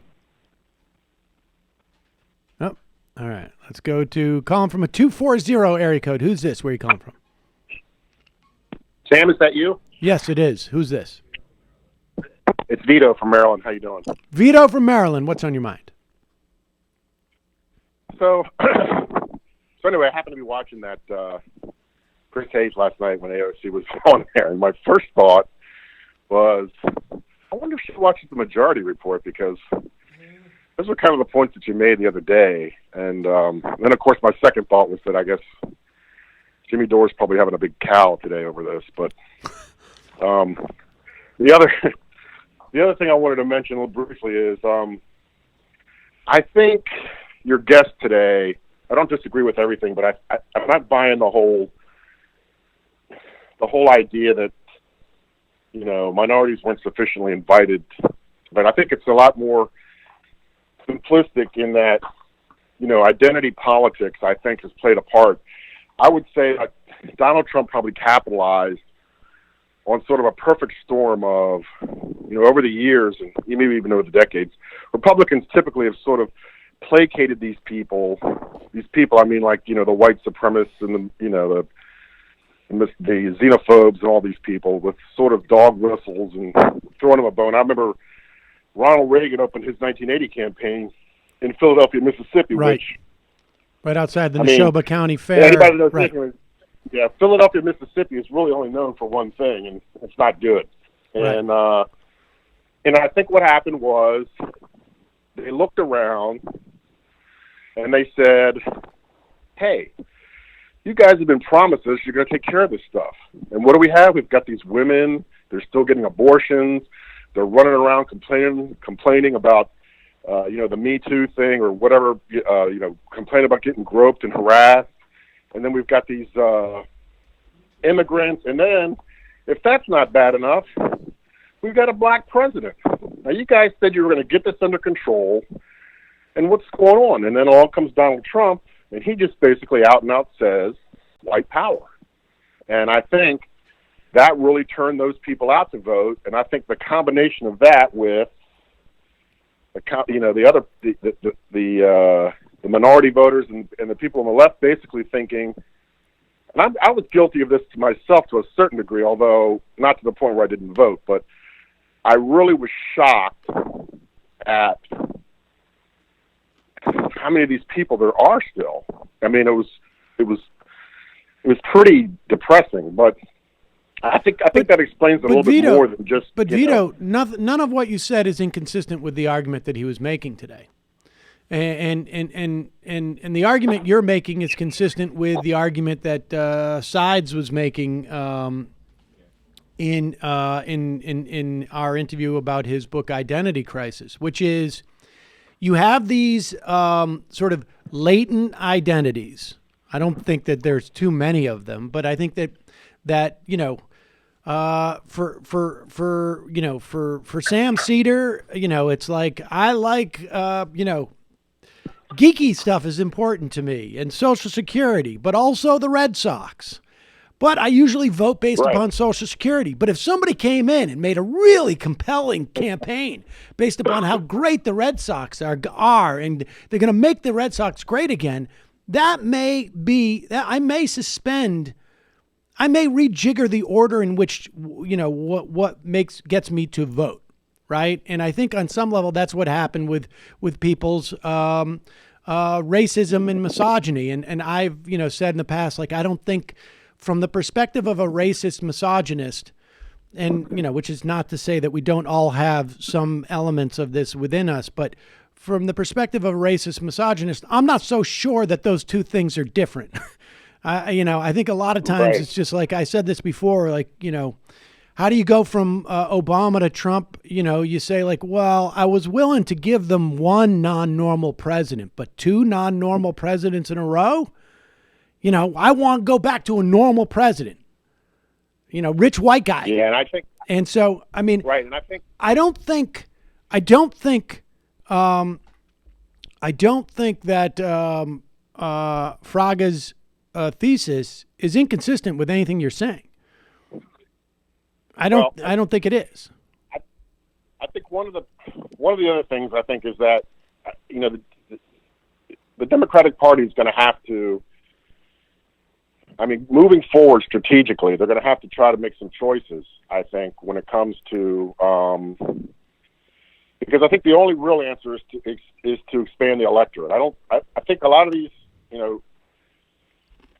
trying to get the vote of, the average working class white person is not consistent with winning electorally anymore for the Democratic Party. I think there needs to be a broader coalition of, he was correct on these points in that it's going to take a combination of minority voters and sort of the more educated white voter and urban and the suburban voters to sort of overcome, what's going on in yeah, I mean, I don't know. I mean, look, I think, the problem with that on some level is that you're going to get to a push comes to shove moment, right? Where those white voters that you're getting, they better be on board. Those suburban white voters better be on board with material benefits for a broader, swath of Americans, because that's the only place that the Democrats ultimately have to land. But we'll see. Appreciate the call, Vito. Calling from a 266 number. I'm not sure what this is. Hi, can you guys hear me?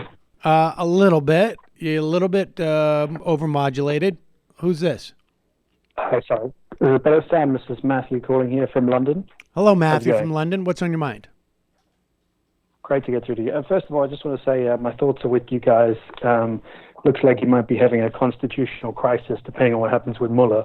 And as a South African, I sort of lived through one because we had an independent investigator. Ours is actually a fixed-term statutory one called Public Protector that went up against President Zuma, and it was pretty hairy there for a while. So, batten down the hatches, and I hope that you guys come out the other end safe and sound. Yeah, for all our sakes. Thank you. It's going to be exciting. The second thing I want to do is I'm a bit sad that Michael's not around. I just want to call in and both criticize and also defend Elon Musk. It's a pity Michael's not around. But first of all, I think Elon Musk is definitely a guy who's crying out for help.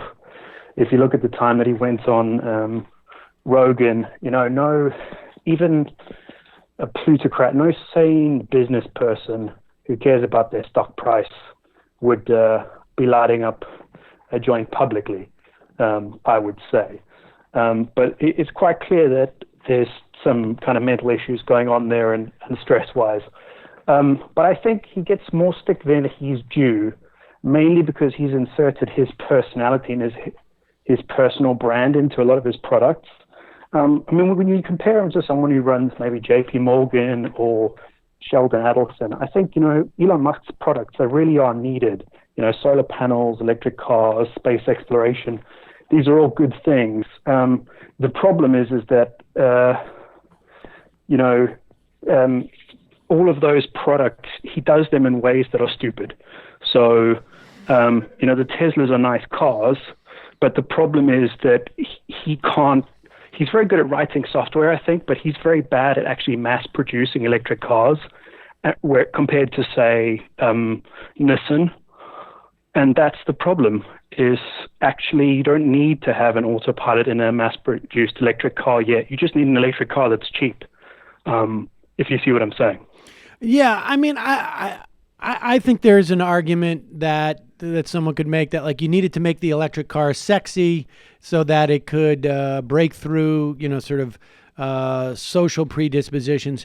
But none of that to me is really, to the extent that I have a problem with Elon Musk, none of that to me is terribly is relevant. I think I would say certainly in terms of these, entrepreneurs, he definitely is looking to do something more than just make a profit. I mean, he wants to, significantly improve the world, let's say, as opposed to, let's say, the Sacklers who we're just going to repackage opioids and sell it because it's addictive and we'll make $1 billion. Exactly. I mean, so in that respect, that's fine. But wait, let me finish. But I do think he strikes me as someone who is got some maybe some emotional issues that he's dealing with. But the thing that is problematic from my perspective is that there is this, notion, and I think maybe it comes with the territory, but the megalomania ends up also becoming an ideology.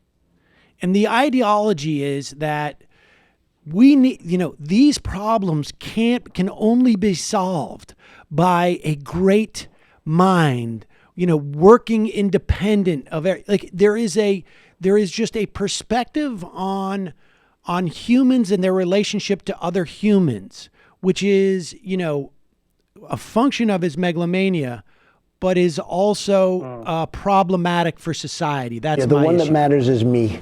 I'm the only one that matters. Yeah, that's the ideology. Can I jump on that very quickly? Yeah. Yeah, so I mean, completely, like the whole bit where he's warning about artificial intelligence.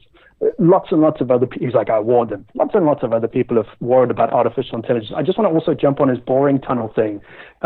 Did you see there was a thing where he's been meeting with the mayors of Chicago and also LA, and basically they're kind of giving him carte blanche to build his subway? Yes, this is where it leads. Is that all of a sudden, because he's a billionaire, right? Look what happened. I'll use a more banal example is instead of boring tunnels through so that we can have the world's most expensive 3-stop subway, essentially. And I will say in New York, 100 and some odd years ago, there was a similar guy who did the exact same thing, I should say. It's called the Secret Subway. You can Google it. It's an interesting. And 100 years ago, it was like, okay, good for you, but a more banal example of this is Bill Gates in education. He decides that because he's a billionaire, he must be an expert at everything, and he looks at education and he thinks, I went to school. I can do this. And he spends about $800 million, right? Nearly $1 billion on a project that in and of itself, he can do whatever he wants with his money, but it changes the entire sort of structure of education in our country for a couple of years, because everybody's assuming that, it's generating all sorts of ancillary money that is going towards these projects. And then at the end of it, without any fanfare, a couple of months ago, they had an internal report from RAND, and then they came out with their own assessment, and everything they tried failed. And it basically derailed education in this country for a decade. I would argue it also led to the destruction of public sector unions, at least in terms of their agency fees, because people forget Janus case was the prior case was Friedrich, which was about teachers, and so much of what Bill Gates did mutated into an attack on public union teachers, and so it's really problematic to have a figure like that with that kind of money running amok in society, even if they do some good things. But I will also say this: I don't talk about the individuals that much because in some ways, in my mind, it exacerbates the problem. I'll talk about what the Gates Foundation does, and but I don't give two hoots about Bill Gates. And frankly, I don't give two hoots about Elon Musk. And I think talking about them as these supernatural figures does more, in my mind, I don't know if it does substantially more harm than good, but it is not helpful because I don't care about him as an individual. I care for the same reason why these mayors are meeting with him, is because he represents power in the size of his assets, and power wielded by one person, regardless of their intentions. That amount of a disparity of power is problematic. I don't think humans should have that much power over other humans. No, and so that's completely. I mean, if I could just jump on that quickly, I'm sorry. His whole boring tunnel plan, if you're from Europe, the UK is like the worst country in Europe for public transport. And they've just finished a cross-London train that will do something like, 100 miles in about an hour, like east to west. That's going to link up pretty much everything. It's running a little bit late. So when Elon Musk talks, but it'll be amazing. And it's run by corporations, but like at prices set by the city. And so, like, when Elon Musk talks about he built the most amazing tunnel that's 3 miles long, like, from a European perspective, it's just laughable. I mean, we have tunnels that do the same thing. Built by basically public decree. There's nowhere where a 3 mile tunnel is, like, helpful. Mind-blowing. It's not anything, but the bar for American public transport is so low that people worship this guy as if he fell from the sky. Yeah, I appreciate the call. You got that last part right. That's sort of depressing. I mean, that's Elon's problem, is he's overcapitalized relative to his competence in a society that really weighs hard in the whole inventor hero archetype. I would say the bottom line is anybody with that amount of money is overcapitalized. Like, I don't think that there is someone who is capitalized that much is commensurate with their competence. I just don't think it's irrelevant. Like, it's not like you can't, having that much money is a moral hazard because you can afford to lose it too much. And, you can go out and run for president on a whim, or you can go and drop $1 billion and F up education for a generation. I mean, all of that is a problem in my estimation. Let's talk about AOC a little bit more. She was on Chris Hayes last night. This is like... Hayes had a good show. Hayes had a great show last night. But I feel like this is like... It's like... this is what I think people probably imagine, like, are my, like, dreams. Like, the dreams I have of, like, Chris Hayes sitting down and talking with AOC, that type of thing. Right? I mean... The day they get together to talk about expanding Social Security, that's probably the day I retire, folks. I'll have seen it all. I'll have done. When she sits down with Hayes in the Oval Office, and his first question is, with a majority Democratic Socialist Congress and Democratic Socialist Senate, what will be the first thing that you do, President Ocasio-Cortez? And she says, I'm going to expand Social Security and finally lift the cap with a small donut hole just for the sake of it. That's when I basically say, like, my job here is done, folks, and I walk away. I turn, instead of having the sun behind my back, I turn and walk into the sun. Like at the end of Josie Wales. There it is. Anyways, reverie. Huh? I think that's what's known as a reverie. Yeah, that's it. Spoiler alert, I just gave away the end of the show. That's when it ends. Hopefully I'll be able to actually then walk away as opposed to be just wheeled away. That's when Brendan comes up and he's like, it's time to go, Mr. Seder. And just wheels me away.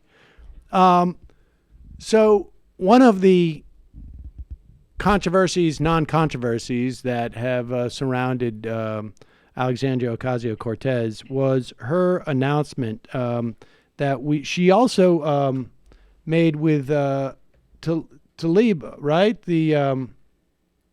From Michigan, that they were, via Justice Democrats, going to continue to primary Democrats. It sounds like primarily in blue states, although it seems like across the board. But they're going to do so in a way that is thoughtful. I don't know if Andrew Gillum was one of the Justice Democrats, but the model seems similar, right? And here she is discussing that primary. And there's a desire, like, people out there are getting freaked out. How could you primary? How could you talk about primarying Democrats? That's what primaries exist for. Like, insane. If you have a problem with someone announcing that they are going to primary Democrats, then what you should be working for is the dissolution of primaries in your party. I mean, it's absurd. But here she has an opportunity to discuss it in a way that hopefully rational human beings can understand. You, Justice Democrats, Justice Dems, which is a group that had sort of worked with your campaign early on, you and they had sort of announced your plans to continue the process of primarying incumbent Democrats, which is how, of course, you got to Congress. I wonder, how does that color the relationships you have with the incumbents there? Well, I think what's important to articulate what Justice Democrats is about is really, it's not their mission. Their mission isn't we're going to primary Democrats. Their mission is we're going to support working class candidates to run in midterm elections. And so they have supported and endorsed candidates in red to blues, in open primaries, but they do not shy away from actual primaries in blue races either. And so, I'm not sure if it really changes much because incumbent Democrats support and endorse against other incumbents all the time. You had Dan Lipinski earlier this year. That's what incumbency is. That is, that's being part of the club. And so, but you have people that also support other primary challengers to incumbents as well. Like, again, you had Dan Lipinski this year, where you have Kirsten Gillibrand, you have Pramila Jayapal, that came in and said, we need change in this community. So I don't think it's anything too out of I don't think it's a departure from precedent at all. But I also think that we need to realize that, at least for me and what I tell my community, is that once we get elected to Congress, we don't own these seats. We rent them from our communities. And we have to make our case every single time. And that's not convenient. I'm saying this to you as an incumbent to be. Yeah. And I realize that means I hold myself to that standard as well. But I think it makes our democracy healthy. I mean, it is stunning to me that people are uptight about this. I'll just mention Horse Whisperer, anonymous centrist account on Twitter, which I don't know if you guys are familiar with, but was freaking out about the Pelosi stunt, saying did a long numbered thread about how she has to learn what to do in Congress. And I just don't understand that reaction from people, especially now. First of all, it belies, I mean, if that person was sincere, okay? And I don't know if that person's sincere. Right. But if that person's sincere, they don't understand politics at all. It is just as likely that Pelosi welcomed that. Yeah. Nancy Pelosi, nothing they were asking for was inconsistent with their agenda. The more pressure Pelosi's under, the more she can go and leverage that. That is exactly how politics work.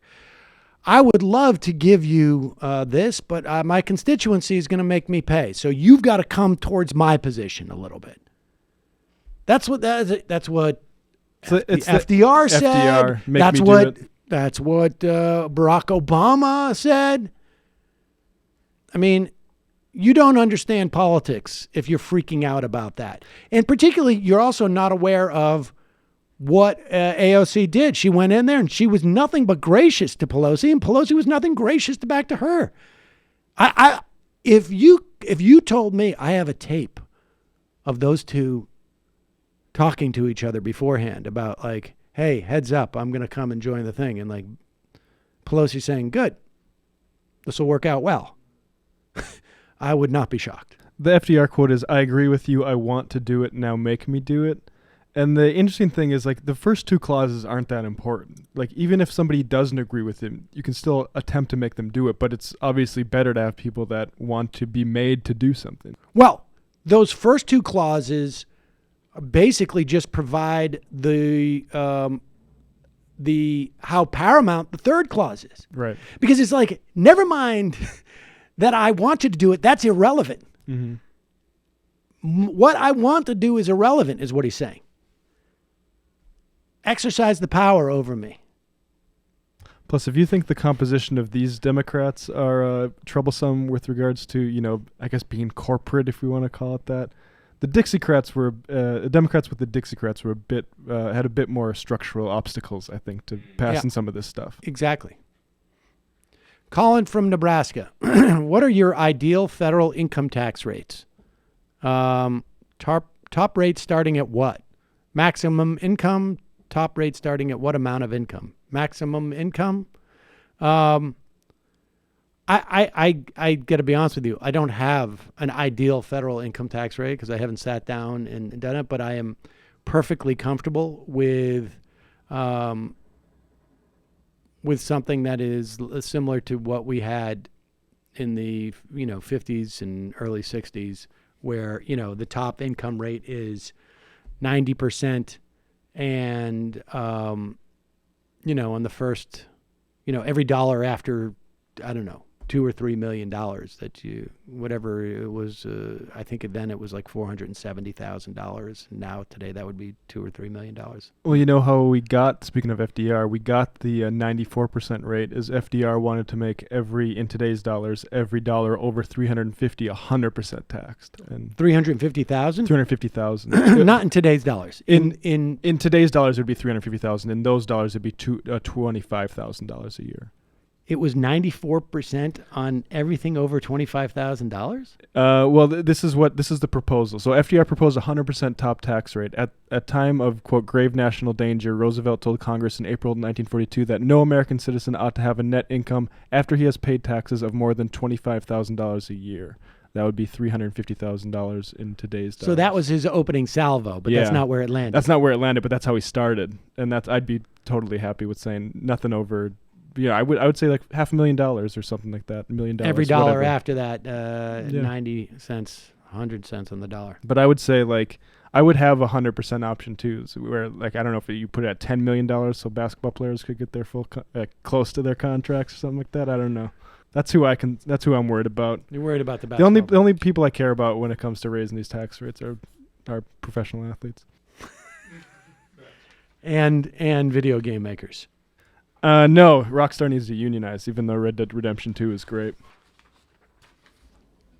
Yeah, I'm just warning people. I'm so close to being. So Fox News has cracked the code, ladies and gentlemen, about Alexandria Ocasio-Cortez. It is amazing to me how much work. How afraid the right is of her and of Bernie and the whole movement on some level. Certainly, guys like Ben Shapiro get it when they do their socialism watch, and they come up with all of their explanations about Norway and Venezuela. And here is.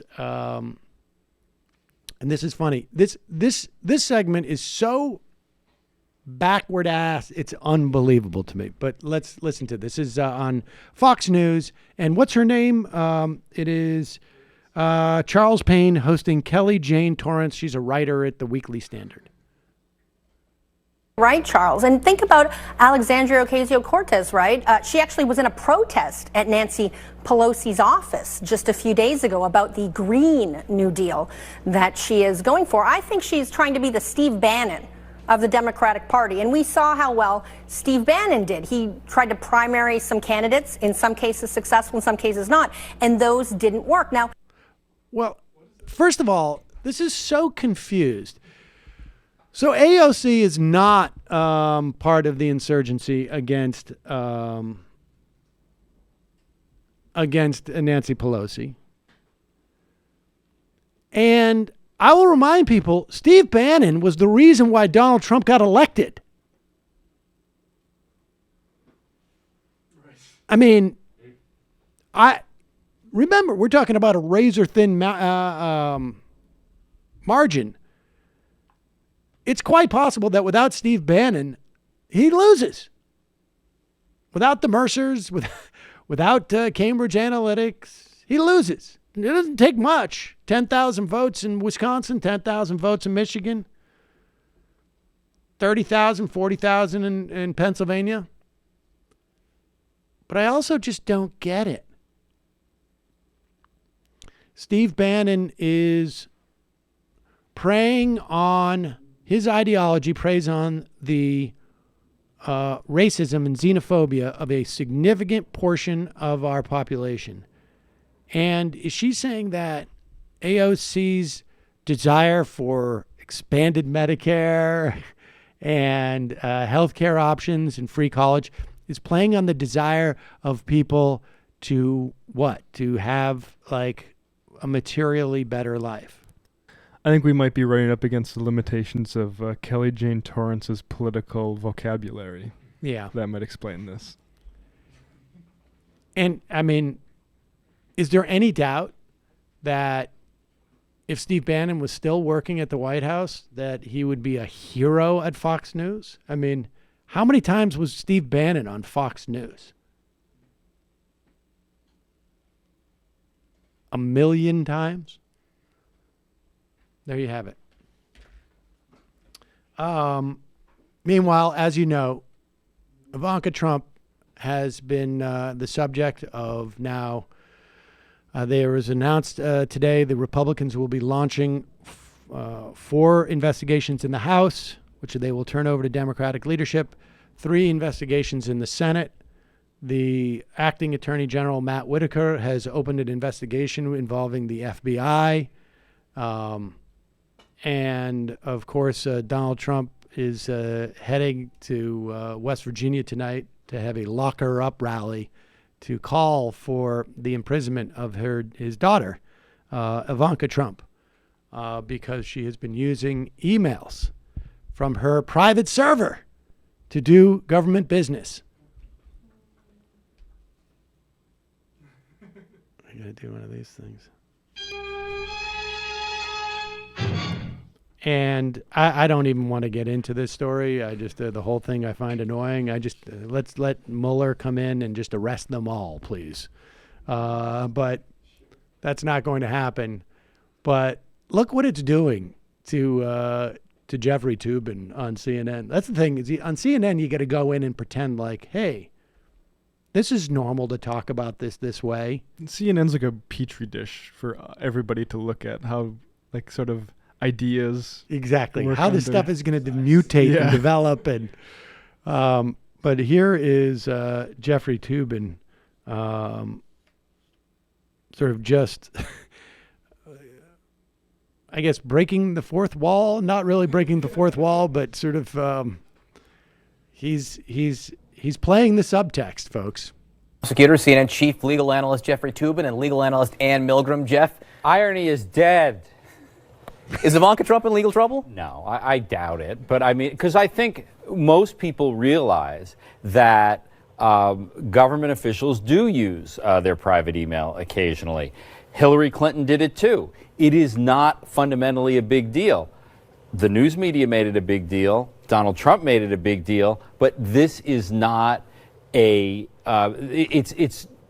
It's technically not within the rules. But everybody in government does it. This is the problem. I mean, this is why Hillary Clinton got a very raw deal. May not be illegal, but in terms of irony, off the charts. Oh, my God. I mean, you know, it's just, and you know, and I feel personal responsibility for this as well. I spent a lot of time here on CNN talking about Hillary Clinton's emails, and I think we talked about it too much. I think we made a bigger deal of it than it should have, but it fundamentally is not that big a deal. It's not that big a deal for Ivanka, and it shouldn't have been that big a deal for Hillary. And the other guest has nothing to say, because what do you say at that point? Gotta love those moments where, at the very least, you know, and I think Toobin's been there for like now, I think 30 years at CNN, so he can get away with saying the premise of this whole segment is wrong. We shouldn't. Good for him. A man can only take so much, I suppose. Yep. We'll break out the, because after Christmas, we only have, after Thanksgiving, we only have like 25 shopping days to Christmas, which means that we only have 25 days to play the War on Christmas redone YouTube video that we play every year. It's like instead of bringing out a tree, bring that out, which same situation I was on with that the head of Concerned Women for America, guy named Bob Knight, and he didn't have much to say after I was done in the first segment. This is pretty funny. Do we have this Ben Shapiro? Let's start with this first, okay? So there's a Hoover Institute Identity Politics panel that was announced. I think it's happening. The Hoover Institute is this. It's pretty right wing, Hoover Institute, and here is the panel. It's about identity politics, brought to you by Andrew Sullivan, Heather MacDonald of the Blue Lives Matter fame. No, different Heather MacDonald. Oh, is it? Is it? Wait. No, I think that's the Oh, same. Blue one. Lives. the- Blue Lives Matter. Yeah, Blue Lives pro Matter. cop Yeah. woman. Yeah, Peter Berkowitz, John Fonte, Michael Lind, Mike Frank, and Mike Gonzalez. And I would say these guys range in age from probably 46 to 64, maybe. That may be pushing it a little bit. Yeah, 50. Yeah. I basically could say, like, they're in their 50s, all those guys. And I do mean guys, except, of course, Heather MacDonald. She's one of the guys. And if you are not watching this, you should know that they are all seemingly Caucasian. And so the panel is up there, and someone tweets out to Dylan Matthews, tweets out a tweet that says there are more people named Mike at this event than there are people of color. This is at the Hoover Institute Identity Politics panels. Mikes aren't POCs? Oh, No. Okay. And Ben Shapiro, Michael though, told me. is on the case. So what's fascinating is this just gives you a sense, right, of what the difference between how a normal person and how a conservative looks at the term people of color. So he says, so Shapiro shoots back as if it's all self-explanatory. So Dylan Matthews says there's more people there are more mics at this event than people of color. And Shapiro writes back, Sullivan is gay. And I should tell you, if English is not your first language, gay is not a euphemism for people of color. It's just not a straight person. And Peter Thiel is not a person of color. That's right. Okay. MacDonald is a woman. And I should tell you that, again, women are not people of color. Berkowitz is Jewish. Not a definition of someone who is a person of color. Not typically, anyway. Gonzalez is Hispanic, parens Cuban. Now, I guess you might have an argument there ethnically, but he is of Caucasian heritage, it appears, anyways. But what's fascinating is, like, and I've said this already twice today, I think. The way that racists and misogynists and maybe homophobes look at people who are black, white, or gay is not like, I'm racist against you and I'm misogynist against you because you're a woman, and I'm a homophobe because you're gay. It's, I don't like any of you because you're not like me.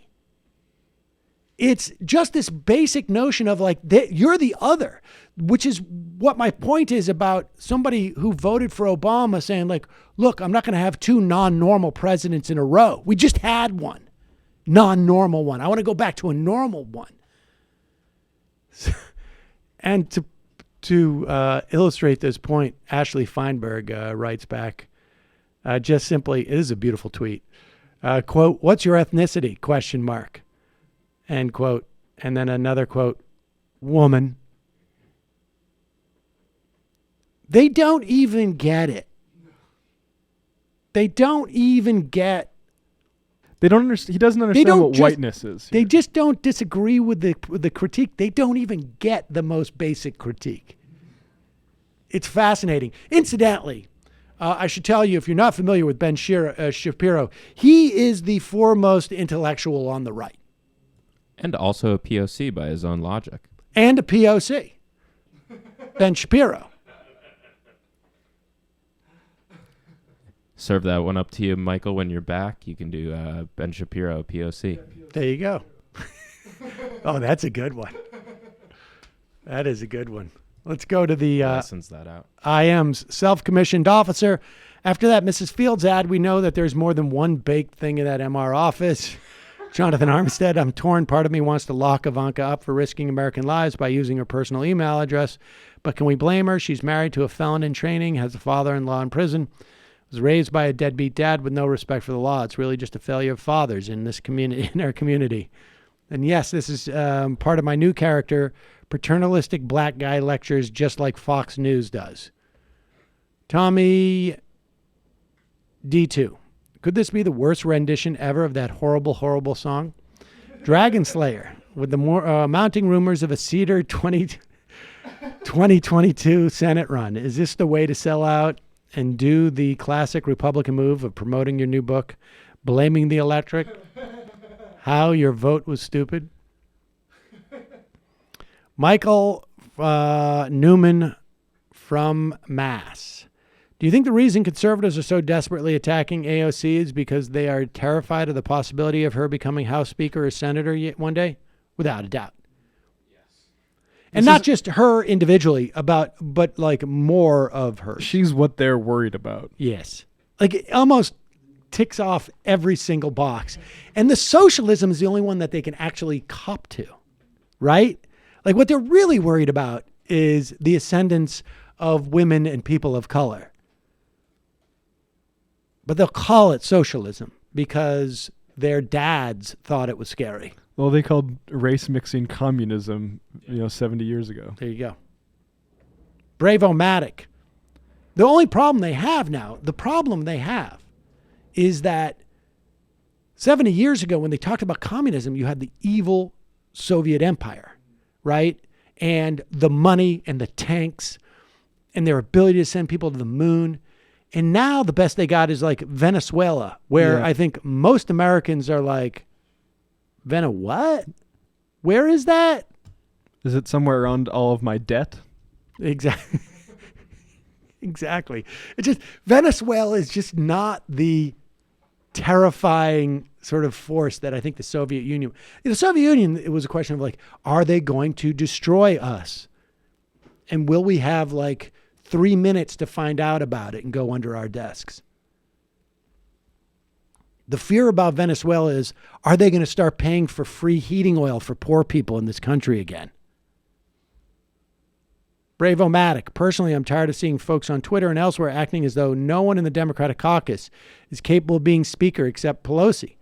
The other Democratic Congress members are not morons, even if Pelosi might be the best choice. Well, of course, I agree with you. They should step up. Sam's Tinder profile. Hey, girl, swipe right. Do you like my fun half or my flip side? Camp. Speaking of Aleppo, has anyone noticed that Gary Johnson ran for Senate and only got 15% of the vote in a state where he served 2 terms as governor?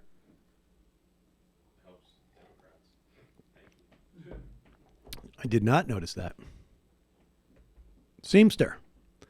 I early voted in Georgia. First, there was only one place to do it. It was quite a hike from my home. Secondly, the form I was asked to fill out when I got there highlighted sections, including an absentee vote section, rather than the early vote section, which was right underneath it. I asked the poll worker about it. She initially snapped at me, telling me just to fill out the highlight sections, and then said it would not matter which option I choose. I found that odd. The Chris Lapaco. Is it about time for Democrats to suppress Republican votes? I know. Always asking the right questions. Yeah. I know lefties are supposed to be in favor of voting, but we're fighting with one hand behind our back. Can we purge voters who own John Deere tractors, Maybe we could intimidate anyone we see at the polling station who happens to be wearing overalls. Yeah. Democracy is ideal, but as the GOP loves to remind us, the United States isn't a democracy. The new Black Panthers are on it, apparently. Dostoevsky in the Sheets. Marx also believed communism wasn't possible without capitalism first. Utopian ideals aren't negative to me because they give something to fight for in a political battle that is longer than a human life. Prior to the proletariat, get the chuck out. GTCO is a better Seder slogan in 2022 than the chuck stops here. Spay F, your guest said that the voter suppression only happened in high minority states. I'm pretty sure they went to voter ID in Wisconsin, which he said was a low turnout state. I think turnout in Wisconsin amongst the African American community. I mean, according to him, I don't know what the turnout rates were in 2012 or 2008. It's a good question. We're going to check on that. Milton Apathy. Vito is exactly right. Trump gave them what the Republicans have been teasing with them for years. He talks like them in the open and doesn't hide it. JJ Cool, would Republicans ever vote for a right-leaning Dem as Speaker, or would that be too dangerous for them? No, I think they would vote for Nancy Pelosi. I mean, I think she wants to win with all Democrats, but I have a feeling Republicans would vote for Nancy Pelosi, or maybe they wouldn't, to keep it in disarray. Yeah, but they like that known commodity that they have binders full of Oppo exactly. on. Trump's umbrella. If you're reading this, I'm still on the tarmac. Josh from Chicago. Why is Steny Hoyer, the umbrella? You guys didn't think that was funny? You didn't get it? If you're reading this, I'm still on the tarmac? Trump's umbrella. Remember he left it outside the plane? Okay, I was just trying to think of how the umbrella's going to text us, but okay. Such a literalist. Wow. Sorry. It wasn't really on the tarmac. It was on the ladder. It was an Air Force base. Johnny from Chicago. Why is Steny Hoyer getting a free pass? 155 Dems has signed a letter supporting him as House Majority Leader. He's a hack. He's the worst. Why? Because he's not used as a cudgel in elections. PDX Tony, aren't Republicans going to lose their share of white voters as the boomers die off? Aren't younger Dems more comfortable with POC candidates and POC issues? Thus, shouldn't move towards Dems embracing those issues have their cake and eat the Republican vote share too? Yeah, I think so. That's my sense. Calling from a 352 area code. Who's this? Where are you calling from? Hey, how's it going, Sam? It's going good. Who's this? This is Matt from Florida. What's up, Matt? Middle of nowhere.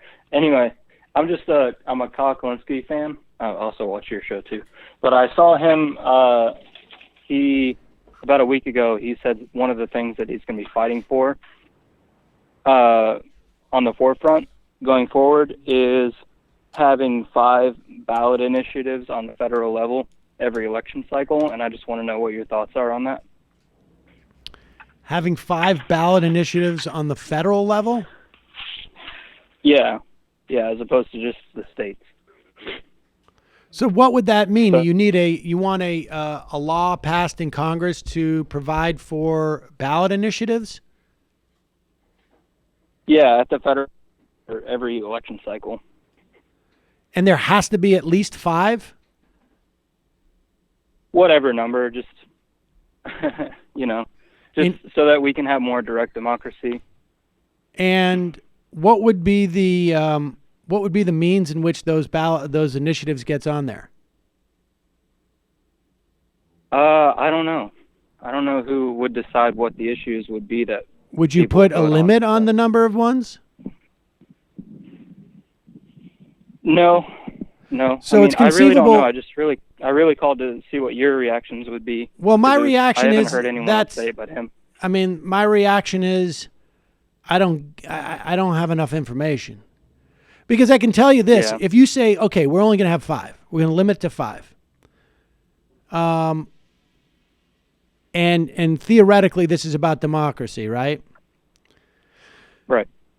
Do you think that there will be a single question as to that anyone who listens to Kyle or this program would like. Because I'll tell you what will happen. If you're going to do it like based upon what happens in the states,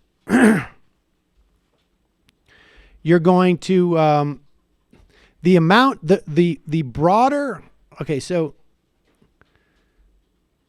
you're going to have 50 states, right? And 300 million people. Let's say you need to get 10% or 5% of signatures. Let's say it's 5% signatures. I think that's an average percentage. 5% of signatures, okay? So 15 million people, I don't know, maybe a voting age, I don't know what it is. Let's say just call it 7 million people sign. I don't know how you limit it to 5, right?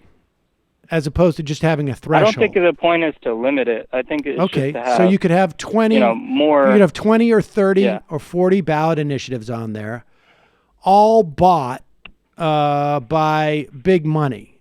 Big money will have the ability to do the marketing campaigns for this. I suppose, I don't know how you would keep money out of it. And the people who spend that money, they get to write the question and then they put it on there. I mean, I don't know. I would need to hear the proposal fleshed out. The broad idea itself is like, I mean, it doesn't mean much unless I hear the details. Yeah, I like democracy, but after like Brexit, I think we need to be a little bit concerned about national referendums and how they're used by people. Well, like I mean, this. never mind Brexit. I mean, there are times where statewide referendums are good, but there are times where they're horrible. Mm-hmm. Like when, in California. I mean, maybe, when you had Gray Davis recalled, I mean, I guess you could say, like, I think it was Pete Wilson who, frankly, destroyed the Republican Party in that state. But some referendums are pretty bad. What will go on there? I can guarantee you what will be a referendum coming from a state like Massachusetts, which suffered from this. There will be a referendum that your taxes cannot be raised beyond a certain threshold unless you get 7/8 of Congress to do it, or 100% unanimity. And then, boom, that's all it's going to take. And every program you ever wanted, bye-bye. And I guarantee you, that will be the first referendum that you see. That is far, far, far more likely than a Medicare for all getting passed on that. And here's the thing. You could pass Medicare for all referendum, but the other referendum might be, and this trumps all referendums,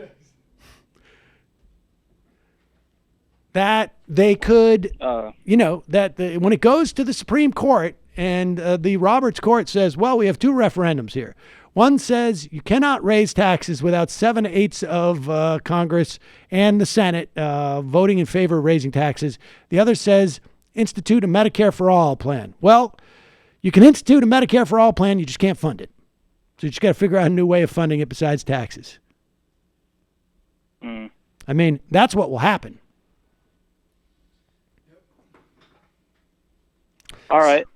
I guess that's really the reason why I wanted to call in, because it's something that I don't really understand. And it seemed like a good idea at face value, but I guess it's a lot more complicated than I thought it was. I feel like you have just described the entire dynamic of YouTube politics. Yeah.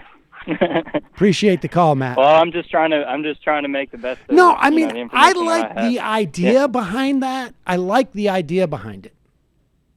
There's something, I like the idea behind the idea of like, let's figure out a way of making some of the biggest desires of the American public, realized. But it doesn't always work out that well. And that referendum I'm talking about, I think they called it Prop maybe 3 in California, and it became Proposition 13 in Massachusetts, or vice versa. And what it did is it capped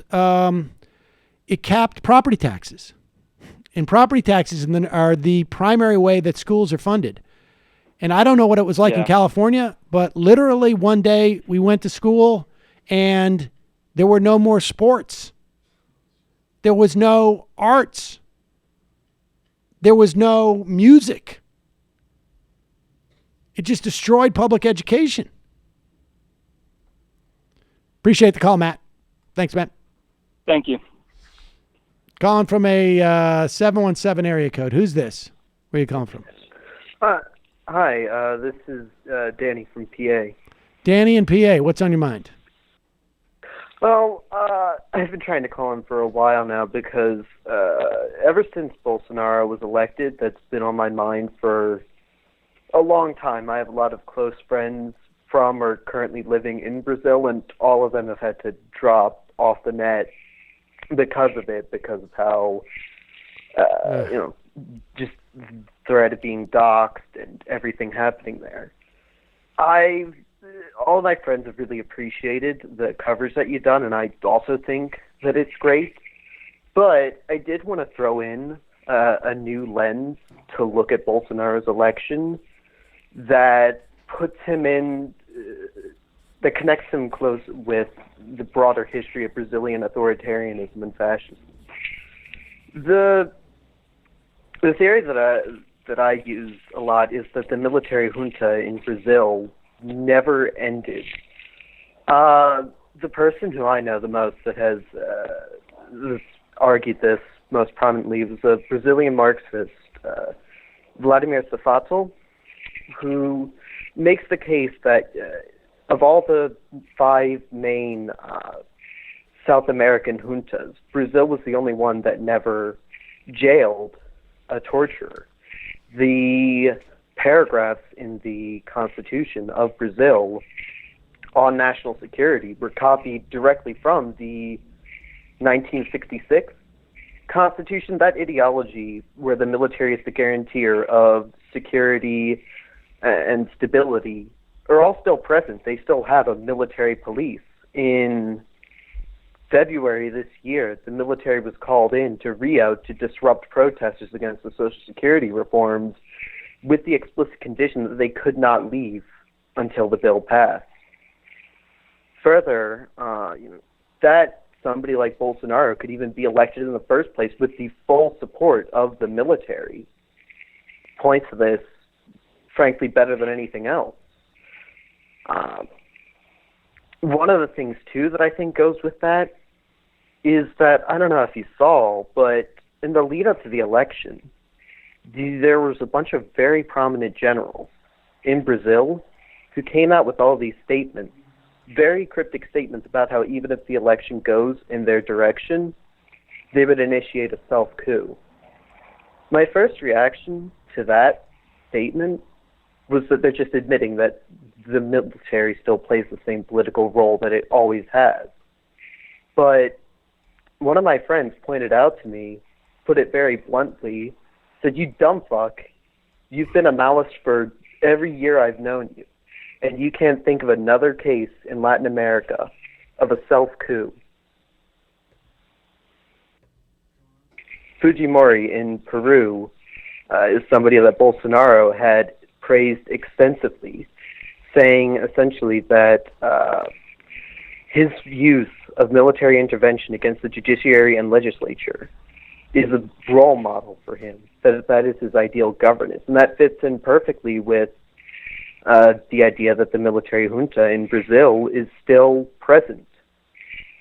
The main point that I wanted to make here, that I think really puts his election into perspective, is that far from being, a new democracy, the military junta in Brazil just sort of stepped aside and became itself a condition for democracy to take place. They just allowed people to do democracy while always keeping a watchful eye, ready to intervene at any point. And with Bolsonaro's election, that's when they're coming back into full force. Because they're resetting the clock, more or less. Right. Yeah, I mean, that's exactly it. I have to admit to having a a lot of ignorance when it comes to Brazilian politics and history. But I think, I mean, what you're saying makes sense to me, and I can only tell you that, broadly speaking, this stuff has to be in the DNA a lot of times for it to take place. And it's really less of a question of how does something like this happen versus how does something like this not happen. And that's exactly right. And, I think in addition to all the environmental or societal dynamics being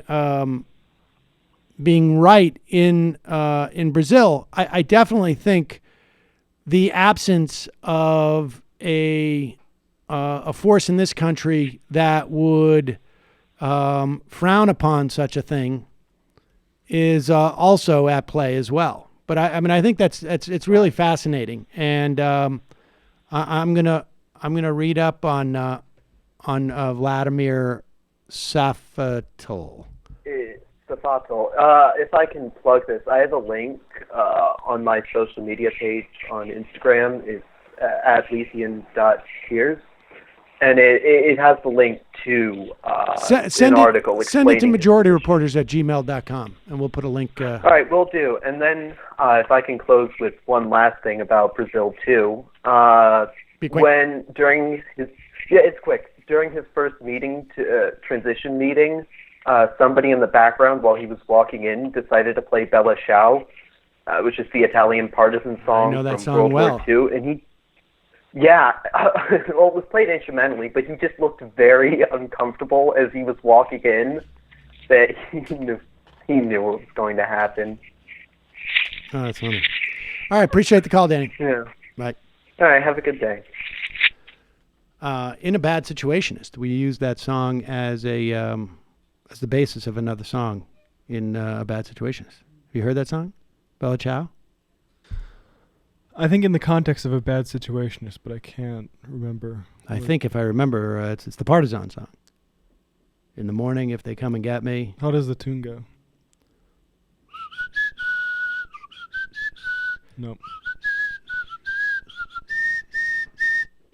I mean, I can't sing.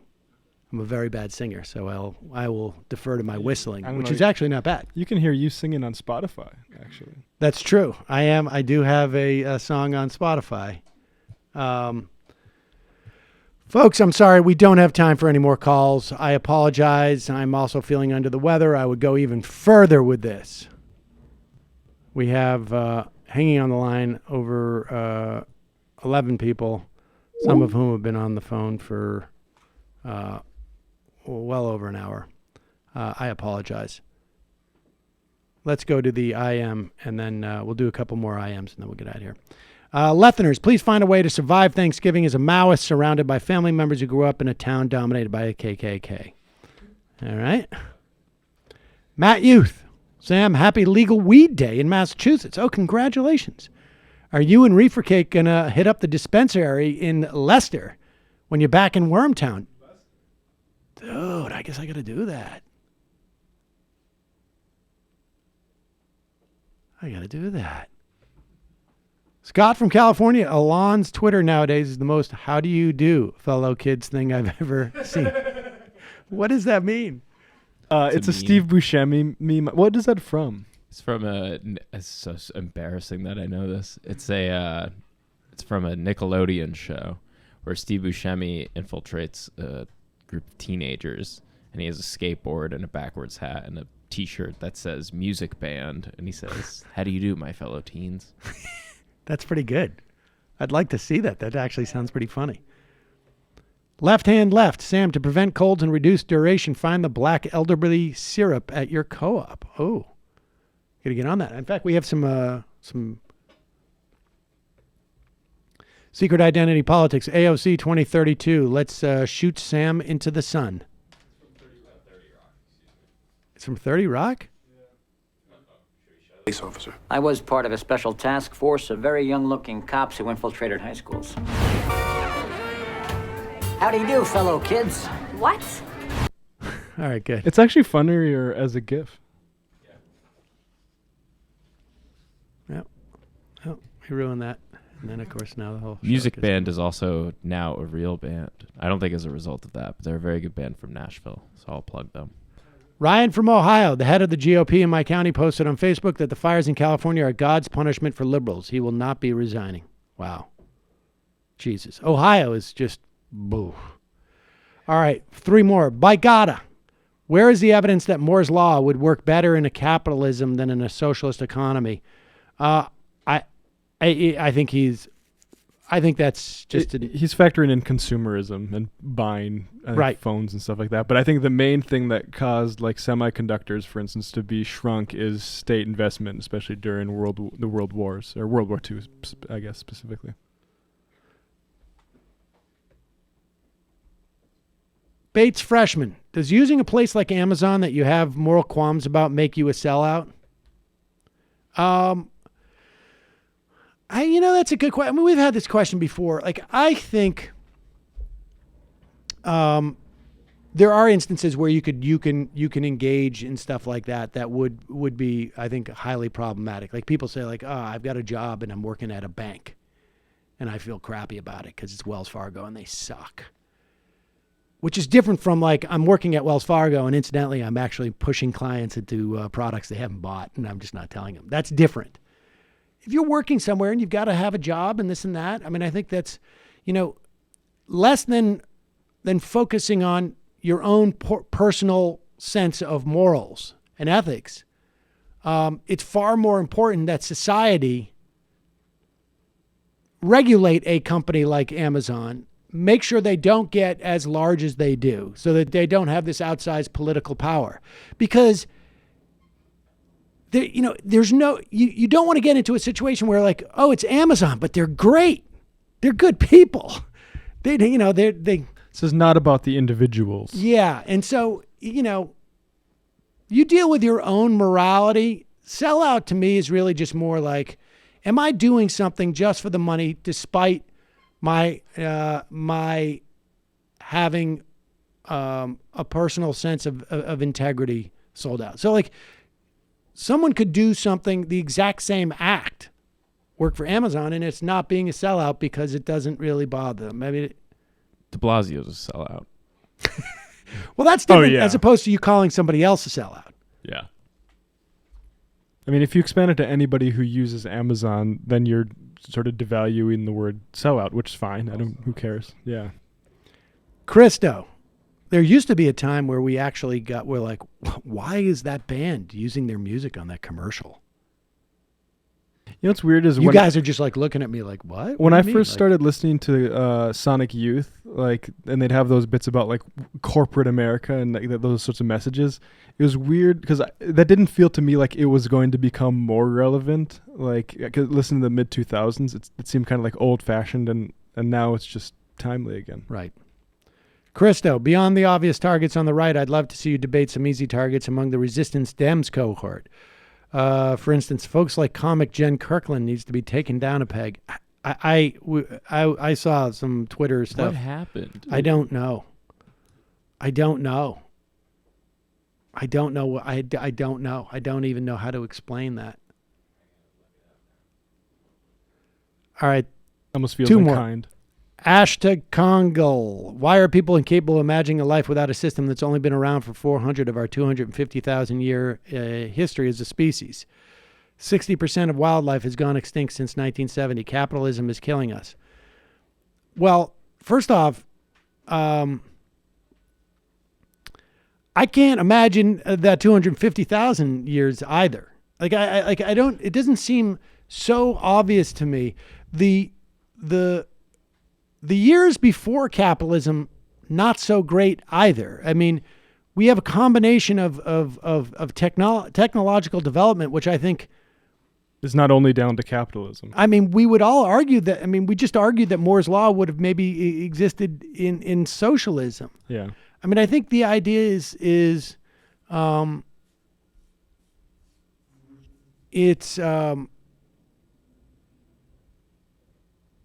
don't, imagining one is one thing. I mean, but getting there is a different one. And I will say, like, what I have trouble imagining is not so much a different system, but one that is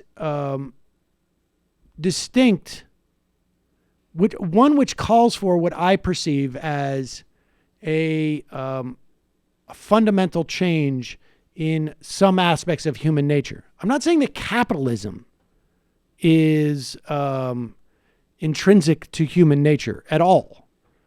But I am saying that exploitation, the will to power, greed, these things have a pretty long history in our records. A little more than 400 years. Yeah. I mean, even God had to say, like, don't do that. Don't be so greedy. I'm being facetious about the God part. But, I mean, humans were telling each other at that time, don't be so greedy. There may be better systems in which to curtail that greed, but one that does not acknowledge the existence of people's will to power over others. Not everybody's, but, you know, the mutants among us. All it takes is a couple of Donald Trumps and you can really ruin society. That's I'm convinced of. All right, and the final IM of the day. Son of a gun.